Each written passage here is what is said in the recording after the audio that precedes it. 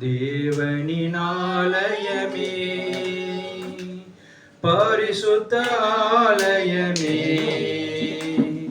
மகிமையின் ஆலயமே, நாமே அவ்வாலயமே. தேவனின் ஆலயமே, பரிசுத்த ஆலயமே, மகிமையின் ஆலயமே, நாமே அவ்வாலயமே. தேவனின் ஆலயமே, இயேசுவின் இரத்தத்தால் மீட்கப்பட்டோம், அவருக்காய் கேடயமாய் கொல்லப்பட்டோம்.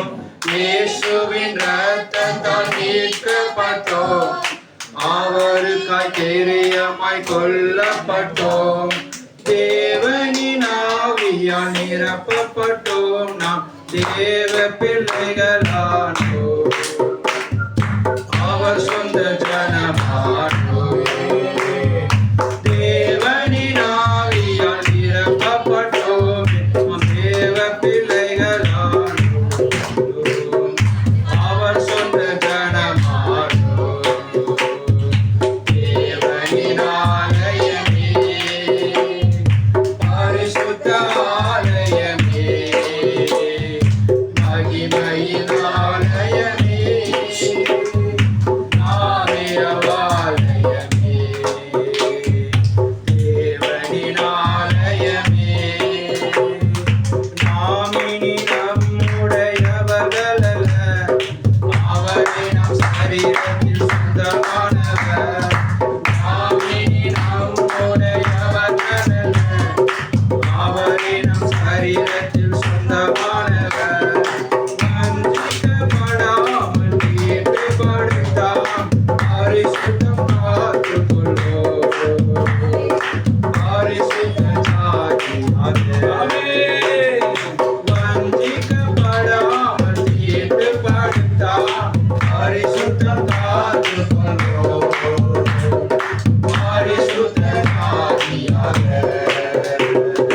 தேவனின் ஆலயமே, பரிசுத்த ஆலயமே, மகிமையின் ஆலயமே, நாமே அவ்வாலயமே. தேவனின் ஆலயமே, கர்த்தருக்குள் என்றும் இசைந்திருப்போம், அவருடன் ஒரே ஆவியாயிருப்போம். கர்த்தருக்குள் என்றும் இசைந்திருப்போம், அவருடன் ஒரே ஆவியாயிருப்போம். ஆவியினாலும் சரீரத்தினாலும் மகிமை செலுத்திடுவோம், கர்த்தருக்கே என்றும். ஆவியினாலும் சரீரத்தினாலும் மகிமை செலுத்திடுவோம், கர்த்தருக்கே என்றும். தேவனின் ஆலயமே, மகிமையின் ஆலயமே, மகிமையின் ஆலயமே, நாமே அவ்வாலயமே. தேவனின் ஆலயமே, இயேசுவின் வருகை நெருங்கிடுதே, அவரின் பிரசன்னம் நிறைந்திடுதே. இயேசுவின் வருகை நெருங்கிடுதே, அவரின் பிரசன்னம் நிறைந்திடுதே. மகிமை மேல் மகிமை அடைந்திடுவோம், நாம் மறுரூபமாகிடுவோம், மகிமையில் சேர்ந்திடுவோம். மகிமையின் மகிமை அடைந்திடுவோம், நாம் மறுரூபமாகிடுவோம், மகிமையில் சேர்ந்திடுவோம். தேவனின் பரிசுத்த ஆலயமே, மகிமையின் ஆலயமே,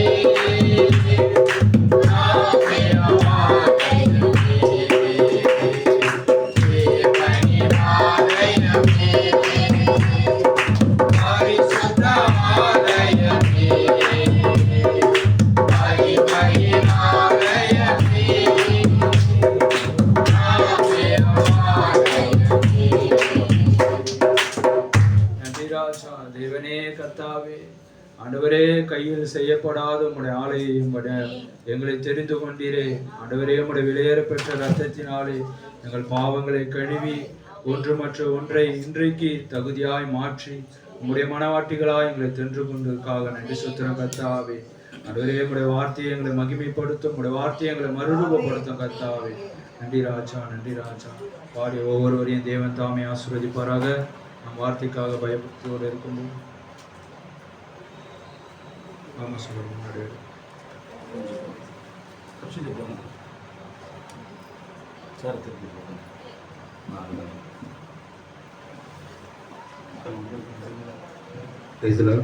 எழுந்து நிற்போம். எழுந்து முடிஞ்சு எழுந்து நில்லுங்க.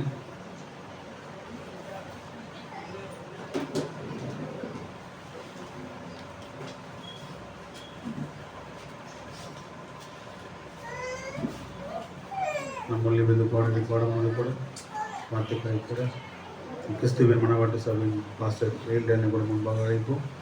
பாட கோரஸை பாடுவோம். இந்த கண்களை மூடுங்க.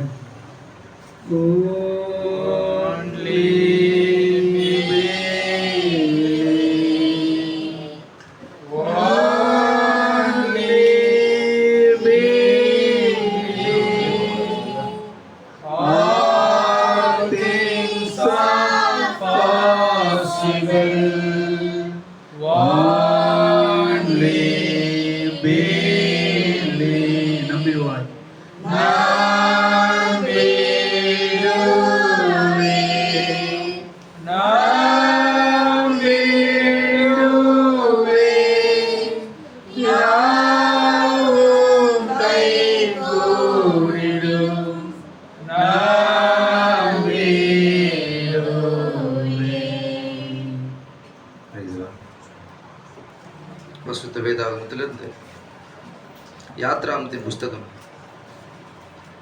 23ஆம் அதிகாரம்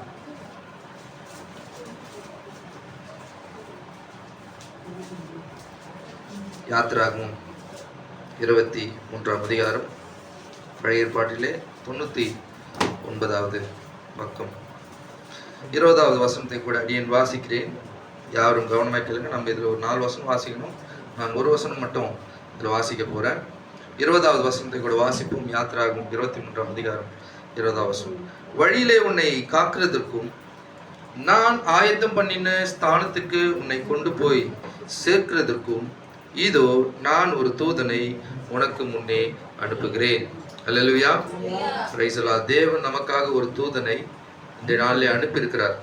அல்லேலூயா. ஒவ்வொரு காலத்திலும் அவர் அப்படியாகவே இடைப்படுகிறார். எப்படியாக மோசே பழைய ஏற்பாட்டில் ஒரு தூதனாக அனுப்பப்பட்டானோ இன்றைய நாளும் அப்படிப்பட்ட ஒரு தூதனானவர் நமக்கு உண்டு. அல்லேலூயா. நாம் இன்னும் வேதத்திலிருந்து ஒரு பகுதியை கூட வாசிக்கலாம். சங்கீதங்களின் புஸ்தகம்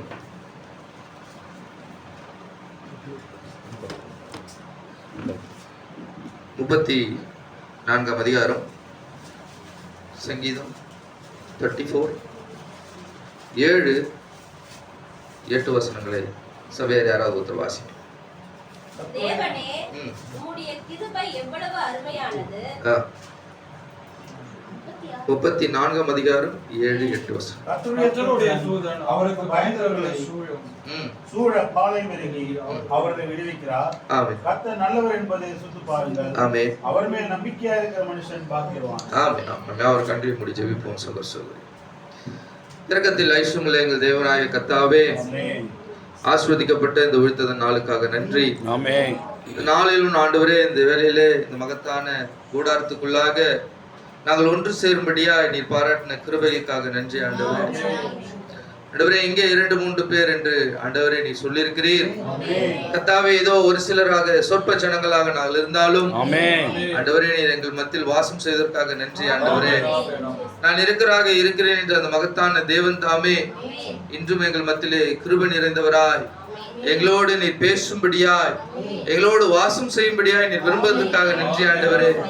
இந்த மகத்தான நாளில், கடைசி நாளில் ஆண்டவரே, உலகம் விழுந்து கொண்டிருக்கிறதான வேலையில் ஆண்டவரே நீர் எங்களை காப்பாற்றும்படியாய், எங்களை போஷிக்கும்படியாய், எங்களை தூக்கி எடுக்கும்படியாய் நீர் எங்களுக்காக ஒரு தூதனை நீர் அனுப்பியிருக்கிறீர் என்று நாங்கள் விசுவாசிக்கிறோம்.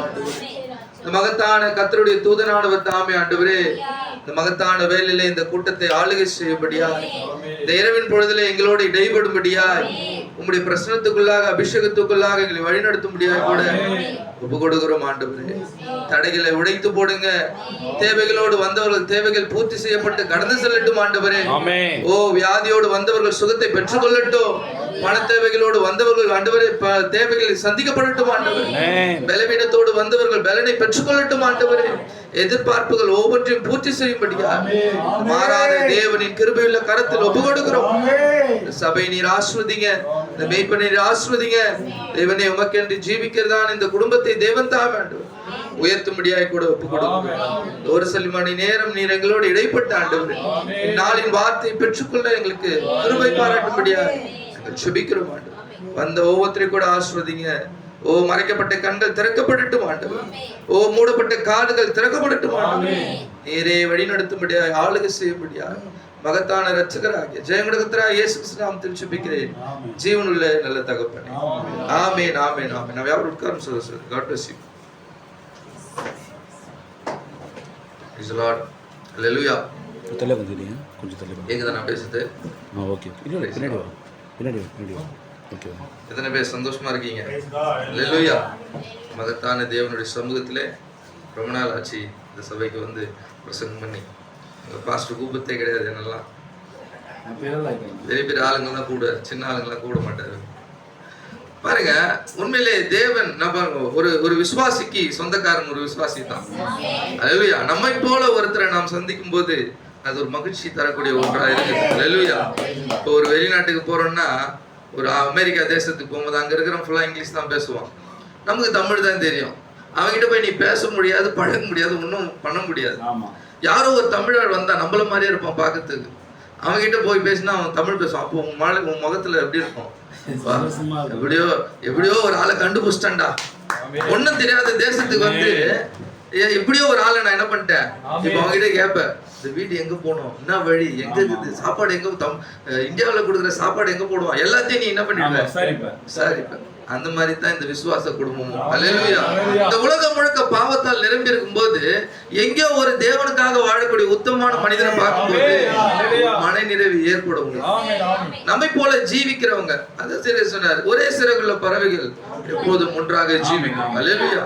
ஏன் ஒரே சிறகுள்ள பறவைனா, சிறகுனா ரெக்க மட்டும் கிடையாது, அதோட கருத்து ஒன்றா இருக்கணும், அதோட சிந்தை ஒன்றா இருக்கணும், அதோட ஐக்கியம் ஒன்றா இருக்கணும். ஹல்லேலூயா. அதோட பழக்க வழக்கங்கள் ஒன்றா இருக்கணும். எல்லாமே ஒன்றா இருந்தா தான் அது ஒன்றா ஜீவிக்க முடியும். காக்காவும் புறாவும் ஒன்றா ஜீவிக்க முடியாது, கழுகும் கோழியும் ஒன்றா ஜீவிக்க முடியாது. ஹல்லேலூயா.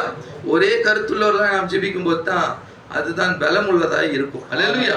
பாருங்க, இந்த நாள்ல ஒரு சிறு பொருளின் பேர்ல உங்களோடு பேசும்படியாய் நான் இங்க வந்திருக்கிறேன். ஏற்கனவே காலையில் நான் பேசின அதே காரியங்களை தான் வேற ஒரு விதமாக உங்களிடத்துல கொண்டு வர முயற்சி செய்கிறேன். உங்கள் பாஸ்டருக்கு எல்லாம் தெரியும், நான் சொல்லி புரிய வைக்கணும்னு அவசியம் கிடையாது.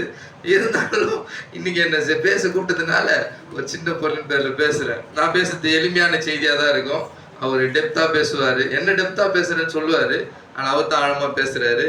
நமக்கு அநேக காரியங்கள் தெரியாது, இன்னுமா நம்ம வளர்கிற ஒரு காரியமாக இருக்கிறோம். அதனால வந்து ஏதோ எளிமையான வார்த்தைகளை உங்கள் மத்தியிலே, ஹல்லேலூயா, எளிமையான ஜனங்கள் மத்தியிலே எளிமையான வார்த்தைக்காக இந்த நாளில் கூட நாம் ஒன்று கூடி இருக்கிறோம். ஆமென். பாருங்க, இன்னைக்கு அருமையான ஒரு காரியம் பிரதர் ஜபிக்கும் போது அந்த அற்புத சுகத்துக்காக வந்த சகோதரிக்காக ஜபிக்கும் போதே சொன்னார். இன்னைக்கு நாம் ஒன்றை ஃபாலோ பண்ண வேண்டும்னு தேவன் நம் முன்னாடி ஒன்றை வைத்திருக்கிறார். நீ ஒன்று பின்பற்றி சென்றாக வேண்டும். ஹல்லேலூயா. நீ யாரை பின்பற்ற வேண்டும் என்பதுதான் இன்னைக்கு தெரிய வேண்டிய ஒரு விஷயமா இருக்கு. ஹல்லேலூயா. இன்னைக்கு அநேக சினிமாக்காரர்களை பின்பற்றுறாங்க. ஹல்லேலூயா. ரஜினியை பின்பற்றுகிறான். ரஜினி கடைசியில் என்ன சொல்லிட்டாரு, நான் கட்சியெல்லாம் இல்லப்பா, நான் திரும்பி வந்துடுறேன். இப்போ இன்னொரு தலைவர் என்ன பண்ணிட்டாரு, நான் வந்து உங்களை வந்து என்ன பண்ண போறேன், நல்ல இடத்துக்கு வழி நடத்த போறேன்னு. அது அவரு இப்போ என்ன பண்றாரு, பின்பற்றதுக்கு முயற்சி பண்றாங்க. அவரை பின்பற்றி போனா இந்த நாடு ஒருவேளை உருப்படுமா இல்லையா அப்படின்றது பார்க்கறதுக்காக என்ன பண்றாங்க, முயற்சி பண்றாங்க. யாரோ ஒரு மனிதன் ஏதோ ஒரு நிமித்தமாக வந்து அவன் என்ன பண்றான்னா ஏதோ நல்வழிப்படுத்தணும்னு நினைக்கிறான். இப்போ ஒரு சினிமா நடிகரை பத்தி பேசணும், இல்ல ஒரு அரசியல் தலைவரை பத்தி பேசும்போது அவன் என்ன பண்றான், இந்த ஜனங்களை எப்படியாவது நல்வழிப்படுத்தணும்னு நினைக்கிறான். ஆனா எந்த மனிதனும் அப்படியே செய்யவே முடியாது. ஒரு மனிதனுக்கு ஒரு மனிதன் நல்வழி காட்டவே முடியாது. ஏன்னா ஆல்ரெடி அவனே குருடனுக்கு எப்படி வழி காட்ட முடியும்? அவனே உலகத்துல ஜீவிக்கிறவன். அவன் என்ன பண்ணுவான்னா உன்னை திரும்பி ஒரு பள்ளத்துல தான் போய் கொண்டு போய் விடுவான். அல்லேலூயா. பாருங்க, இதை தேவன் அறிந்து உண்மையான தேவனுடைய வித்துக்களான வார்த்தைக்காக நிற்கக்கூடிய வித்துக்களுக்கு தேவன் ஒரு மகத்தான வழியை வைத்திருக்கிறார். அல்லேலூயா. பாருங்க, தேவனை நாம் பெற்றுக்கொள்ள வேண்டும் என்றால் தேவனின் வழிமுறைகளை நாம் ஃபாலோ பண்ண வேண்டியதா இருக்கு. தேவன் நமக்காக வைத்த வழியை ஃபாலோ பண்ண வேண்டியதா இருக்கு. அல்லேலூயா. பாருங்க, இந்த இஸ்ரவேல் ஜனங்களுக்கு தேவன் ஒரு வழியை வைத்திருந்தார். அது யாருன்னா ஒரு தூதனை வைத்திருந்தார். அல்லேலூயா. யாத்திராகமம் 23ஆம் அதிகாரத்தில் நாம் வாசித்தோம். வாசிங்க 20ஆம் வசனம். வழியில் உன்னை காக்கிறதற்கும் ஆமென்.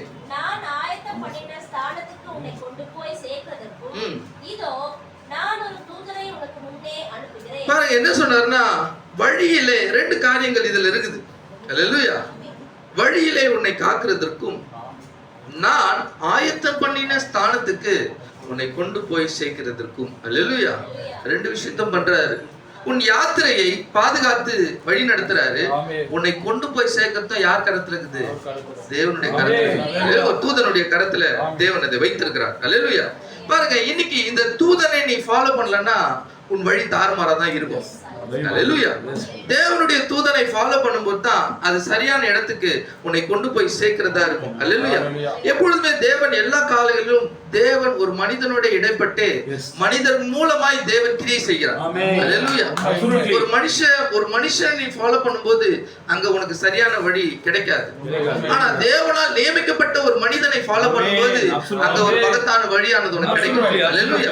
பாருங்க, இப்ப பழைய ஏற்பாட்டுல வாசித்த இந்த மகத்தான நபர் மோசே என்ற நபர், இந்த மோசேவை முன்பாக வைத்து தேவன் அவனை ஃபாலோ பண்ண சொல்றாங்க. இஸ்ரவேல் ஜனங்க ஃபாலோ பண்ண தவறாங்க. அல்லேலூயா. தேவன் எல்லா காலங்களிலும் தேவன் தன்னுடைய மனிதரை வைத்திருக்கிறார். அல்லேலூயா. பாருங்க, அவருக்கு எந்த ஒரு மனிதனும் இல்லாத காலகட்டமே கிடையாது. ஆதியாகமம் தொடங்கி வெளிப்படுத்தல் முழுவதாக தேவன் மனிதன் மூலமாக இடைப்பட்டு தன்னை வெளிப்படுத்தி அவர்களை வழி நடத்துகிறார். அல்லேலூயா. பாருங்க, இஸ்ரவேல் புத்திரர்களை ரட்சிக்கும்படியாய் மோசே என்ற நபரை அனுப்பினார். எல்லாருக்கும் தெரிஞ்ச சம்பவம் தான். நம்ம அப்படியே பொறுமையா போலாம். எவ்வளவு நேரம் கொடுக்குறீங்கன்னு எனக்கு தெரியாது. அல்லேலூயா. ஆனா இந்த தேவனால் அனுப்பப்பட்ட இந்த மனிதன், இவன் தேவன் கிடையாது. இவன் தேவனால் கொடுக்கப்பட்ட ஒரு இன்ஸ்ட்ருமெண்ட். தேவனால் கொடுக்கப்பட்ட ஒரு கருவி. மோசே பாருங்க, அனுப்பப்பட்டது மோசே. ஆனா மோசே அல்ல. மோசேவை ஃபோக்கஸ் பண்ண கூடாது. அவனுக்குள்ள இருக்கக்கூடிய தேவனுடைய ஆவியை, கர்த்தருடைய தூதனானவரை நீ பார்க்க வேண்டியதா இருக்கு. மோசே என்பவர் ஒரு கருவி மாத்திரமே. ஒவ்வொரு காலகட்டத்திலும் அப்படிதான் தேவன் ஒவ்வொரு மனிதர்களை பயன்படுத்தினார். சொல்றாரு, 3 யுகங்கள் இருக்குது. பிதாத்துவத்துல தேவன் இருக்கும்போது, பிதாத்துவம் என்று சொல்லும் போது பாருங்க, பிதாத்துவத்தில் தேவன் தன்னை வெளிப்படுத்தினார். குமாரத்துவத்தில் தேவன் தன்னை வெளிப்படுத்தினார். இந்த கடைசி யுகத்திலோ பசுத்தாவின் யுகத்துல பசுத்த ஆவின் மூலமாய் தன்னை வெளிப்படுத்துகிறார். அல்லேலூயா. பாருங்க, நாம் இன்னைக்கு ஜீவித்துக் கொண்டு சபை ஸ்தாபனர் சொல்லுது, நம்ம கிறிஸ்துவ உலகத்தில் வாழ்ந்துருக்கிறோம். இன்னைக்கு நீ யார் ஆதிக்கிற? இயேசு இயேசு இயேசு இயேசு. கரெக்டா வச்சோம் பாருங்க. இயேசு என்ற பெயரை வச்சு பரிசுத்தாவியை மறைச்சிட்டான். இயேசு தாங்க, உண்மைதாங்க. இயேசு இன்னைக்கு என்னவாகிறாரு? இன்னைக்கு அதான் ஒவ்வொரு காலத்திலும் ஒரு மனிதனோட தேவன் வெளிப்படும் போது அவன் 2000 வருஷத்துக்கு முன்னாடி இயேசுவை காட்டுறானே தவிர இன்னைக்கு நடைமுறையின் தேவனை காட்ட தவறிட்டான். அல்லேலூயா. அதனால தான் பாருங்க, ஒரு மனித தூதனை அவன் ஏற்றுக்கொள்வதே கிடையாது. இயேசு என்ற நாமத்தை வச்சு ஏமாத்துறான். அல்லேலூயா. இன்னைக்கு காலைல பேசணும், இயேசுவோட நாமத்துல எல்லாத்தையும் செய்வான், ஞானஸ்தானம் மட்டும் கொடுக்க மாட்டான். அல்லேலூயா. அப்பதான் சொல்றாரு, இவைகளெல்லாம் பண்ண பிறகு நான் சொன்ன வார்த்தைகளை கேட்டு அதன்படி செய்கிறவனே என்ன பண்ணுவான்? என் கூட வருவான். கண்மலின் மேல் கட்டப்பட்ட வீடை போல இருப்பான்னு சொல்லிட்டு வசனம் யோவான் 7ஆம் அதிகாரத்தில் இருக்குது. எல்லாருக்கும் தெரிஞ்ச வாசனம், எடுக்க வேண்டாம். பாருங்க, இன்னைக்கு இந்த உலக சபை ஸ்தாபனம் என்ன பண்ணுதுன்னா, கர்த்தராகிய இயேசு என்ற பெயரை வைத்துக் கொண்டு நடைமுறையின் தேவனை பரிசுத்த ஆவியை மறைத்துக் கொண்டிருக்குது. அல்லேலூயா. பாருங்க, திரும்ப சொல்றாரு, கிறிஸ்துவ உலகத்தில் நாம் ஜீவித்துக் கொண்டிருக்கவில்லை. இன்னைக்கு ஜனங்க என்ன சொல்றதுன்னா, இன்னைக்கு நம்ம டிஸ்பென்சேஷன் ஆஃப் கிரைஸ்ட், கிறிஸ்துவின் உலகத்தில் நாம் ஜீவித்துக் கொண்டிருக்கணும்னு ஏமாத்திருக்கிறான். இல்ல, இது கிறிஸ்துவின் யுகம் கிடையாது. கிறிஸ்துவின் யுகம் டிஸ்பென்சேஷன் கிடையாது. இது பசுத்தாவின் யுகமா இருக்கு. இன்னைக்கு நீ பசுத்தாவியை காண வேண்டும் என்றால் ஏதோ ஒரு மனித தூதன் நீங்க இருந்தாக வேண்டும். இன்னைக்கு ஒரு பசுத்தாவை நீ பெற்றுக்கொள்ள வேண்டும் என்றால் ஒரு மனிதன் நீ ஃபாலோ பண்ணி ஆகணும். பாருங்க, இது எல்லாமே காலையில பேசும்போது தேவன் ஒவ்வொரு காலகட்டத்திலும் தன்னுடைய வித்துக்களை தன்னுடைய பிள்ளைகளை காப்பதற்காக ஒரு வழிமுறை வச்சிருக்கிறார். இதுதான் அந்த வசனம் சொல்லுது. நீங்க 21ஆம் வசனம் வாசிக்கலாம். அவர் சமூகத்தில் எச்சரிக்கையா இருந்து அவர் வாக்கு செவி கொடு அவரை கோபப்படுத்தாதே. உங்கள் துரோகங்களை அவர் பொறுப்பதில்லை. என் நாமம் அவர் உள்ளத்தில் இருக்கிறது. நீ அவர் வாக்கை நன்றாய் கேட்டு நான் சொல்வதை எல்லாம் செய்வாகில் நான் உன் சத்துருக்களுக்கு சத்துருவாயும் விரோதிகளுக்கு விரோதமாயிருப்பேன். பாருங்க, இந்த கர்த்தருடைய தூதனானவர் அது தேவனே. அல்லேலூயா. அந்த தேவனே ஒரு மனித தூதனுக்குள்ளாக அவர் இருக்கிறார். தேவன் அவருடைய தீர்க்கதரிசியை ஏற்படுத்தி அவருக்குள்ளாக கர்த்தருடைய தூதனானவர் வைத்திருந்தார். அல்லேலூயா. இன்னைக்கு அதே தான் ஒரு மனித தூதனுக்குள்ளாக கர்த்தருடைய தூதனானவர் இருக்கிறார். ஜனங்க காண தவறுறாங்க. அல்லேலூயா. அவர் வெறும் தீர்க்கதரிசி மாத்திரமே. சரி, அவர் தீர்க்கதரிசியை ஏத்துக்கிறார், ஆனா அவருக்குள்ள கர்த்தருடைய தூதன் சொல்லாத. அல்லேலூயா. அவர் தீர்க்கதரிசியை ஏத்துக்கிறம்பா, ஆனா அவர் கர்த்தருடைய தூதன் இல்லைன்னு சொல்றான். அன்னைக்கு மோசேவே ஃபாலோ பண்ணாதவங்க முறுமுறுத்தவங்க யாத்திரையில போயிட்டாங்க. 2 மில்லியன் பீப்புள்ஸ் என்னவாச்சு? எடுங்களேன் யாத்திராமத்தின் புஸ்தகம்.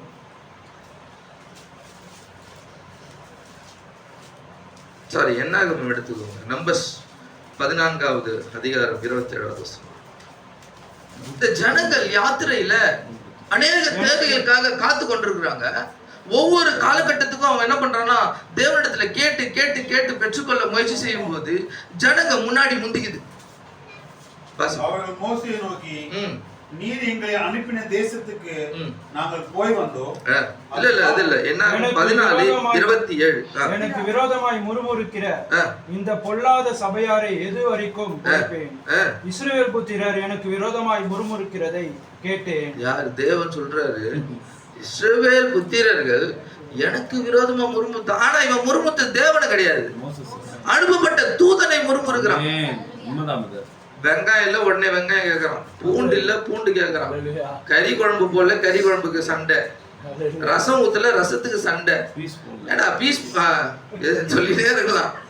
பாருங்க, சின்ன சின்ன காரியத்துக்காக பிரச்சனை பண்ணினே உட்காந்துக்கிறான்.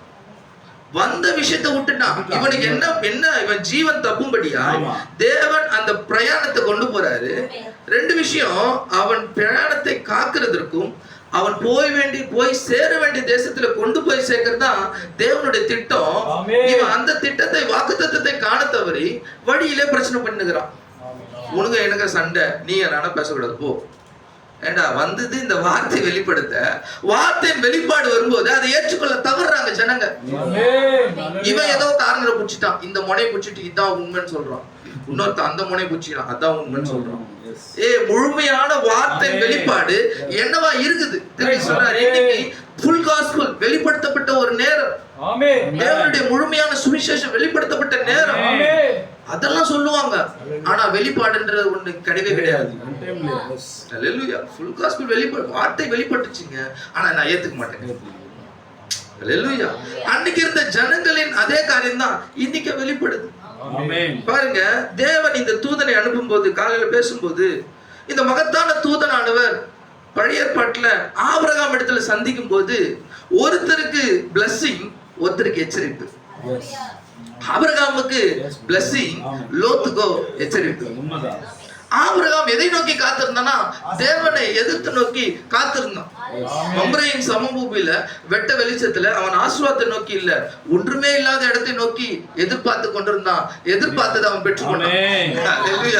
பாருங்க, இந்த ஆபிரகாமுக்கு வந்த மகத்தான தூதனானவர் ஆண்டவர் அங்க என்ன பண்றாருன்னா ஆபிரகாமோடு பேசி கொண்டிருக்கிறாரு, ஆபிரகாமுக்கான ஆசீர்வாதத்தை கொடுக்கிறாரு. அதே நேரத்துல 2 தூதர்கள் உலகத்தை அழிக்க போயிட்டாங்க. அல்லேலூயா. இன்னைக்கு அதே தான், இன்னைக்கு மனவாட்டிக்கு தேவன் இறங்கி இருக்கிறார். மகத்தான தேவன் தன்னை வெளிப்படுத்தி மணவாட்டிக்கு தன்னுடைய ஆசீர்வாதங்களை காட்டி கொண்டிருக்கிறார். உலகத்துல 2 தூதர்கள் சாவடிச்சுங்கிறாங்க எல்லாரையும் நரகத்துக்கு போகும்படியா. அல்லேலூயா.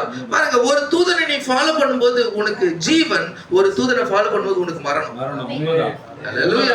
நீ தேவனுடைய தூதனை நீ சரியா ஃபாலோ பண்ணினா உன்னை காக்குறதுக்கு அவர் கடமைப்பட்டவராக இருக்கிறார். அல்லேலூயா. உன்னை கொண்டு போய் சேர்க்கக்கூடிய தேசத்தில் சேர்ப்பதற்கு அவர் கடமைப்பட்டவராக இருக்கிறார். ஆமென். அல்லேலூயா. பாருங்க, இன்னைக்கு என்னன்னா தேவன் அந்த ஜனங்கள் தேவனின் கிரியை காண தவறுறாங்க. அல்லேலூயா. பாருங்க, தேவன் எப்பொழுதுமே அவருடைய தன்னுடைய கரங்களில் வைக்கக்கூடிய யாரோ ஒருவரை கொண்டிருக்கிறார். அல்லேலூயா. இஸ்ரவேல் ஜனங்களை வழிநடத்த மோசேயை அவர் தெரிந்து கொண்டார். பாருங்க, மோசேவை தெரிந்து கொள்ளும் போது அவனுக்கு ஒரு நேரமானது கொடுக்கப்பட்டது. முச்செடி எரிகிறதை கண்டான். ஆமென். அல்லேலூயா. முச்செடிகிற எரிகிறதை கண்டதில் சொல்றாரு, அதுதான் கர்த்தருடைய தூதனானவர் அவனோடு இடைப்படுகிற நேரமா இருந்தது. அல்லேலூயா. இந்த கர்த்தருடைய தூதனானவர் அவனை சந்தித்து அவனுக்கான ஊழியத்தை கொடுத்து அவனை என்ன பண்றான்னா அவனுடைய ஊழியத்துல கொண்டு செல்கிறார். இப்போது மோசையோடு கர்த்தருடைய தூதனானவர் வந்தாரு. மோசைக்குள்ளாக தேவன் இருந்தார். மோசே ஜனங்களை வழி நடத்தினார். அல்லேலூயா. இப்ப இந்த உடன்படிக்கை தூதன் யாருக்குள்ள இருக்கிறாரு? மோசைக்குள்ள இருந்து வழி நடத்தினார். அல்லேலூயா. ஒவ்வொரு காலத்திலும் தேவன் அப்படியாகவே இடைப்பட்டு கொண்டிருக்கிறார். ஆமென். ஆமென். பாருங்க, இன்னைக்கு ஜனங்கள் இன்றைய நாளில் தேவனை காண தவறும் போது இன்னைக்கு யாரு அந்த தூதனா இருக்க முடியும்? அல்லேலூயா. அதுதான் நமக்கு மிகவும் அவசியமான ஒன்றா இருக்குது. அல்லேலூயா. பாருங்க, இந்த கர்த்தருடைய தூதனானவர் இல்லாம எங்குமே தேவன் இடைப்பட்டதே கிடையாது. நான் ஒரு காரியத்தை சொல்றேன். மத்தேயுல பேசும்போது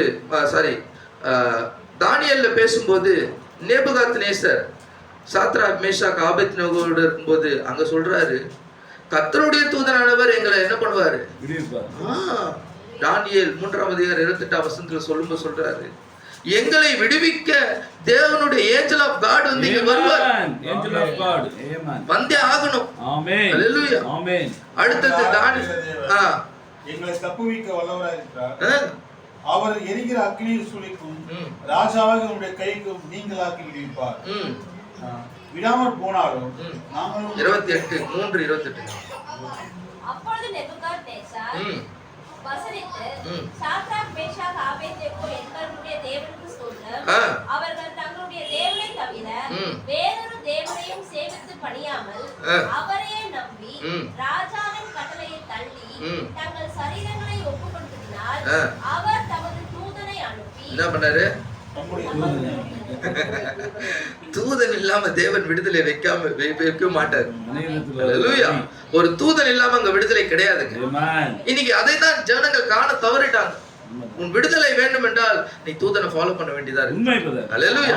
6ஆம் அதிகாரம் 20ஆம் வசனத்துல அந்த சிங்க கபியில தானியேலை போட்ட பிறகு அங்கே கர்த்தருடைய தூதனானவர் இறங்குறார். அல்லேலூயா. நிறைய பேசினே போலாம். அப்போஸ்தலர் 12ஆம் அதிகாரம் எடுத்துப்போம். ஒரு சில பொருளின் பேர்ல நான் பேசிட்டு அப்படியாக மாஸ்டர் கிட்ட கொடுக்குறேன். அப்போஸ்தலர் 12:5 வசனம். அப்படியே பேதுரு சிறைசாலையில் காக்கப்பட்டு இருக்கையில் சபையார் அவனுக்காக தேவனை நோக்கி ஊக்கத்தோடு ஜெபம் பண்ணினார்கள். ஏரோது அவனை வெளியே கொண்டு வர சம்பவம் உங்களுக்கு தெரியும். பேதுரு அங்க என்ன பண்ணிடுறாங்க? சிறைச்சாலையில் பிடித்து போடுறாங்க. பிடிச்சு கொண்டு போன பிறகு அவன் அப்படியாக கைதியாக அவன் இருக்கிறான். பாருங்க 7ஆம் வசனம் 8ஆம் வசனம் வாசிங்க. பாருங்க, தேவனுடைய பிள்ளைக்கு ஒரு தொல்லை ஏற்படும் போது அந்த தேவன் அவர்களை விடுவிக்க முடியாது இறங்குறார். இன்னைக்கு நாம் வாழ்க்கையில தொல்லைகள் அகப்படும் போது ஜனங்கள் அதை தான் நம்ம புரிஞ்சுக்கணும். இன்னைக்கு நீ தொல்லைக்குள்ள ஆவறனா நீ தேவனை விட்டு விலகி நிக்கிறேன்னு அர்த்தம். நீ தேவன் கிட்ட நெருங்க தொல்லையில் இருந்தாலும் தேவன் அதிலிருந்து விடுவிக்கத்தக்கதான வழி உண்டு பண்ணுவார். அல்லேலூயா. நாம் வாசித்த அந்த யாத்ராவின் புஸ்தகத்தில் நீங்க வாசிக்கும் போது அதுல சொல்லுது வசனம் என்ன சொல்லுதுன்னா, அவர் சொல்லை கேட்டு நீ என்ன பண்ற? நன்றாய் கேட்டு செய்வாயில் உன் சத்துருக்கு சத்ருவாயும் உன் விரோதிகளுக்கு விரோதியாயும் இருப்ப. நல்லா கவனிங்க, இந்த காலத்துக்குரிய வார்த்தை நீ சரியா ஃபாலோ பண்ணும்போது தேவன் உனக்காக யுத்தம் செய்வார். அல்லேலூயா. நீ வார்த்தை விட்டு விலகி நிற்கும் போது தேவன் உனக்காக யுத்தம் செய்ய முடியாது. அல்லேலூயா. எதுக்கு நமக்கு தொல்லைகள் வருது, எதுக்கு நம்ம தேவையில்லாத பிரச்சனைகள் வருது, பிசாசின் ஆஸ்திரங்கள் எதுக்கு வருதுன்னா, நீ தேவனை விட்டு நெருங்கி இருக்கிற தன்மையில இருந்து விலகி இருக்கிற, தேவனோடு நெருங்கி இருக்கக்கூடிய காரியத்துல இருந்து விலகிட்ட. நீ தேவனோடு நெருங்கி வர அவர் உன்னை பாதுகாப்பார். அல்லேலூயா. பாருங்க, இன்னைக்கு இந்த இடத்துல இங்க பேதுருவானவர் சிறைச்சாலையில் இருக்கும்போது அந்த வசனம் சொல்லுது, கர்த்தருடைய தூதனானவர் இறங்கி, அல்லேலூயா, அங்கே அவனை விடுவிக்கும்படியாய் அங்கே வரார். 7ஆம் வசனம். அப்பொழுது கர்த்தருடைய தூதன் அங்கே வந்து நின்றான். அறையிலே வெளிச்சம் பிரகாசித்து அவன் பேதுருவை விழாவிலே தட்டி சீக்கிரமா எழுந்திரு என்று அவனை எழுப்பினான். உடனே சங்கிலிகள் அவன் கையில் இருந்து விழுந்து தூதன் அவனை நோக்கி, உன் அறையை கட்டி உன் பாதரட்சைகளை தொடுத்துக்கொள் என்றான். அவன் அந்தபடியே செய்தான். தூதன் பின்னும் அவனை நோக்கி, உன் வஸ்திரத்தை போர்த்து கொண்டு என் பின்னே வா என்றான். அந்தபடி அவன் புறப்பட்டு அவனுக்கு பின் சென்று. பாருங்க, இந்த சம்பவம் லிட்டரலா நடக்குது. தூதனானவர் இறங்கி அந்த காரியத்தை செய்யறான்.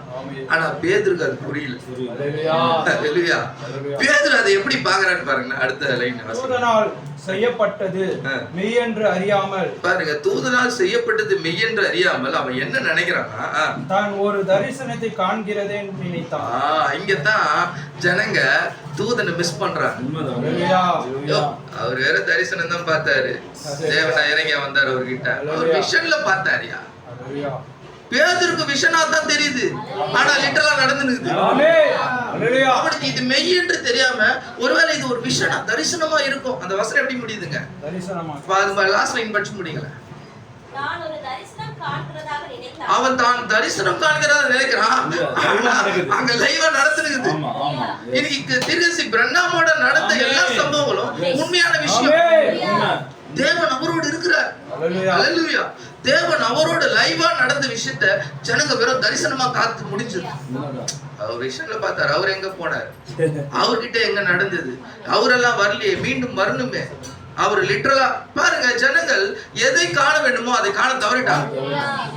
ஆனா பேதுரு எல்லாவற்றையும் அறிந்திருந்தோம். அவன் மகத்தான ஒரு காரியத்தை அவன் இரவும் பகல ஜெபிச்சிருக்கிறான், அந்நிய பாஷையில் நிரம்பி இருக்கிறான், அவன் அற்புத அடையாளங்கள் பார்க்கறான். எல்லாமே இருந்தாலும் அவனுக்கு அது விஷனா தெரியுது. 10ஆம் வசனம். அவர்கள் முதலாம் காவலையும் இரண்டாம் காவலையும் கடந்து நகரத்துக்கு போகிற இரும்பு கதவண்டையிலே வந்தபோது அது தானாய் அவர்களுக்கு திறவுண்டது. பாருங்க, கர்த்தருடைய தூதனாக இருக்கும்போது உன்னோட முயற்சியே தேவை கிடையாது. எல்லாம் தானா என்ன பண்ணிடும், விடுதலையாக்கப்படும். நீங்க பழந்தேத்துல வந்து ஜெபிக்கணும்னு உட்காந்து அதெல்லாம் கிடையாது. நீ தேவனோடு சரியான பாதையில் இருக்கும்போது அதுவா உடைந்து போகும். உன்னை கட்டுறதுக்கான வல்லமை பூமியில கிடையவே கிடையாது. ஒரு உண்மையான விசுவாசிக்கு எதிர்த்து போராடக்கூடிய அளவுக்கு பூமியில பிசாசுகள் இல்லவே இல்லை. அவன் நடந்து போறான், 2ஆம் 3ஆம் தாண்டும் போது அவனுடைய கட்டுகள் தானாக அழுந்து விழுந்து. இன்னைக்கு அது நடக்குமா அப்படின்னா நடக்கும். 100%. உன் விசுவாசம் அந்த லெவலுக்கு தான் நடக்கும். எனக்கு அதெல்லாம் நடக்கல பிரதர், நான் அப்படியெல்லாம் எந்த விதமான அனுபவத்தை பெற்றுக்கலன்னா நீ இன்னும் அதுக்கான விசுவாசத்துல இல்ல. அந்த பரிபூர்ண விசுவாசத்தை நோக்கி நகரும் போது தான் இப்படிப்பட்ட காரியங்களுக்குள்ள நீ வர முடியும். அல்லேலூயா. 11ஆம் வசனம்.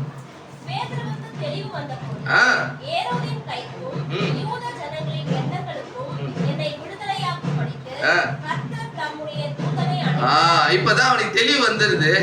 இப்பதான் அவன் என்ன சொல்றான்னா, நான் விடுதலையாகும்படி யார் அங்கே இறங்கினார்? கர்த்தருடைய தூதனானவர் இறங்கி என்னை விடுதலை செய்தார் என்று நினைக்கிறான். அல்லேலூயா. பாருங்க, இன்னைக்கு தேவன் நம்மை விடுதலையாக்கும்படியா ஒரு மகத்தான தூதனை கொண்டு வந்தார். இந்த தூதனுடைய சத்தத்துக்கு நீ சரியாய் செவி சாய்க்கும் போது அந்த தூதன் உனக்காக நின்று பேசுவான். அல்லேலூயா. அன்னைக்கு பாருங்க, ஆபிரகாம் லோத்தை பத்தி பேசும்போது லோத்து ஒரு சிறு விசுவாசத்தோடு அவன் இருந்தான். கர்த்தரை விசுவாசித்தாங்க. அவனுக்குள்ள இருந்த சிறந்த விசுவாசத்தினால்தான் தூதனானவர் போய் தப்பிக்கிறதுக்கான வழி கொடுக்கப்பட்டது. ஆனா ஆபிரகாம் அதான் சொன்ன, ஆபிரகாம் நியாயத்தீர்ப்பிலிருந்து விடுதலையாக்க கிடையாது, ஆபிரகாம் ஆசீர்வாதத்தை தர வந்தார். ஆனா லோத்துக்கு விடுதலையாக்க வந்தார். பாருங்க, இப்ப லோத்து விடுதலையாக்கணும்னா ஆபிரகாமை சந்தித்தாகணும். ஆபிரகாம் சந்திக்கும் போது ஆபிரகாம் லோத்து சும்மா விட்டுற முடியாது. புரியுதுங்களா? சும்மா விட்டுற முடியாது. இன்னைக்கு முன்ன மட்டும் காப்பாத்துறேன்னா நீ உன் குடும்பத்தை விட்டுருவியா? எப்பா உங்க அப்பா அம்மா எல்லாம் வரமாட்டாங்க, உங்க யார் சொந்தக்காரங்க, நீ மட்டும் போறேன் என்ன பண்ணுவ? அப்பா நான் மட்டும் போயிடுறேன்னு ஒரே இதுவா நின்றுவியா? இல்ல இல்ல இருக்கணுங்க, அது பொசசிவ்னஸ் இருக்கணும் தான், இல்லைன்னு சொல்லல. ஆனா நீ அவருக்காக ஜெபிக்க வேண்டிய நிலையில இருக்கிற. இன்னொருத்தருடைய நிலையில் நின்று பார்ப்பதுதான் என்னவா இருக்குது? நித்திய ஜீவனாகுது. நீ உன்னைத்தானே தனக்குத்தானே நான் நான் நான் அப்படின்னு நின்னா அது நித்திய ஜீவனே கிடையாது. உனக்குள்ள நித்திய ஜீவன் இல்ல அர்த்தம். ஹல்லேலூயா. மற்றவருடைய நிலையில் நின்று பார்ப்பதுதான் நித்திய ஜீவன். ஆபிரகாம் அவன் என்ன பண்றான்னா லோத்தை மீட்கும்படியா ஒரு காரியத்தை பேசுறான். ஆபிரகாமோட இடைப்பட்ட கர்த்தருடைய தூதனானவர் அவருக்குள்ள ஆபிரகாமுக்குள்ள இறங்கி அவன் எப்படி பேசுறான் பாருங்க. படிச்சிருப்போம் நம்ம ஆதியாகமத்தின் புஸ்தகம் 18ஆம் அதிகாரத்துல அவன் பேசும்போது 2 பேரு அங்க போயிடுறாங்க. எங்க போயிடுறாங்க? சோதோமுக்கு போயிடுறாங்க. 2 தூதர்கள் சோதோம் போயிடுறாங்க. கர்த்தருடைய தூதன் கர்த்தர் தேவன் அங்க ஆபிரகாமோட இடைப்படும் போது ஆபிரகாம் நின்று பேசுறான். என்ன பேசுறான்?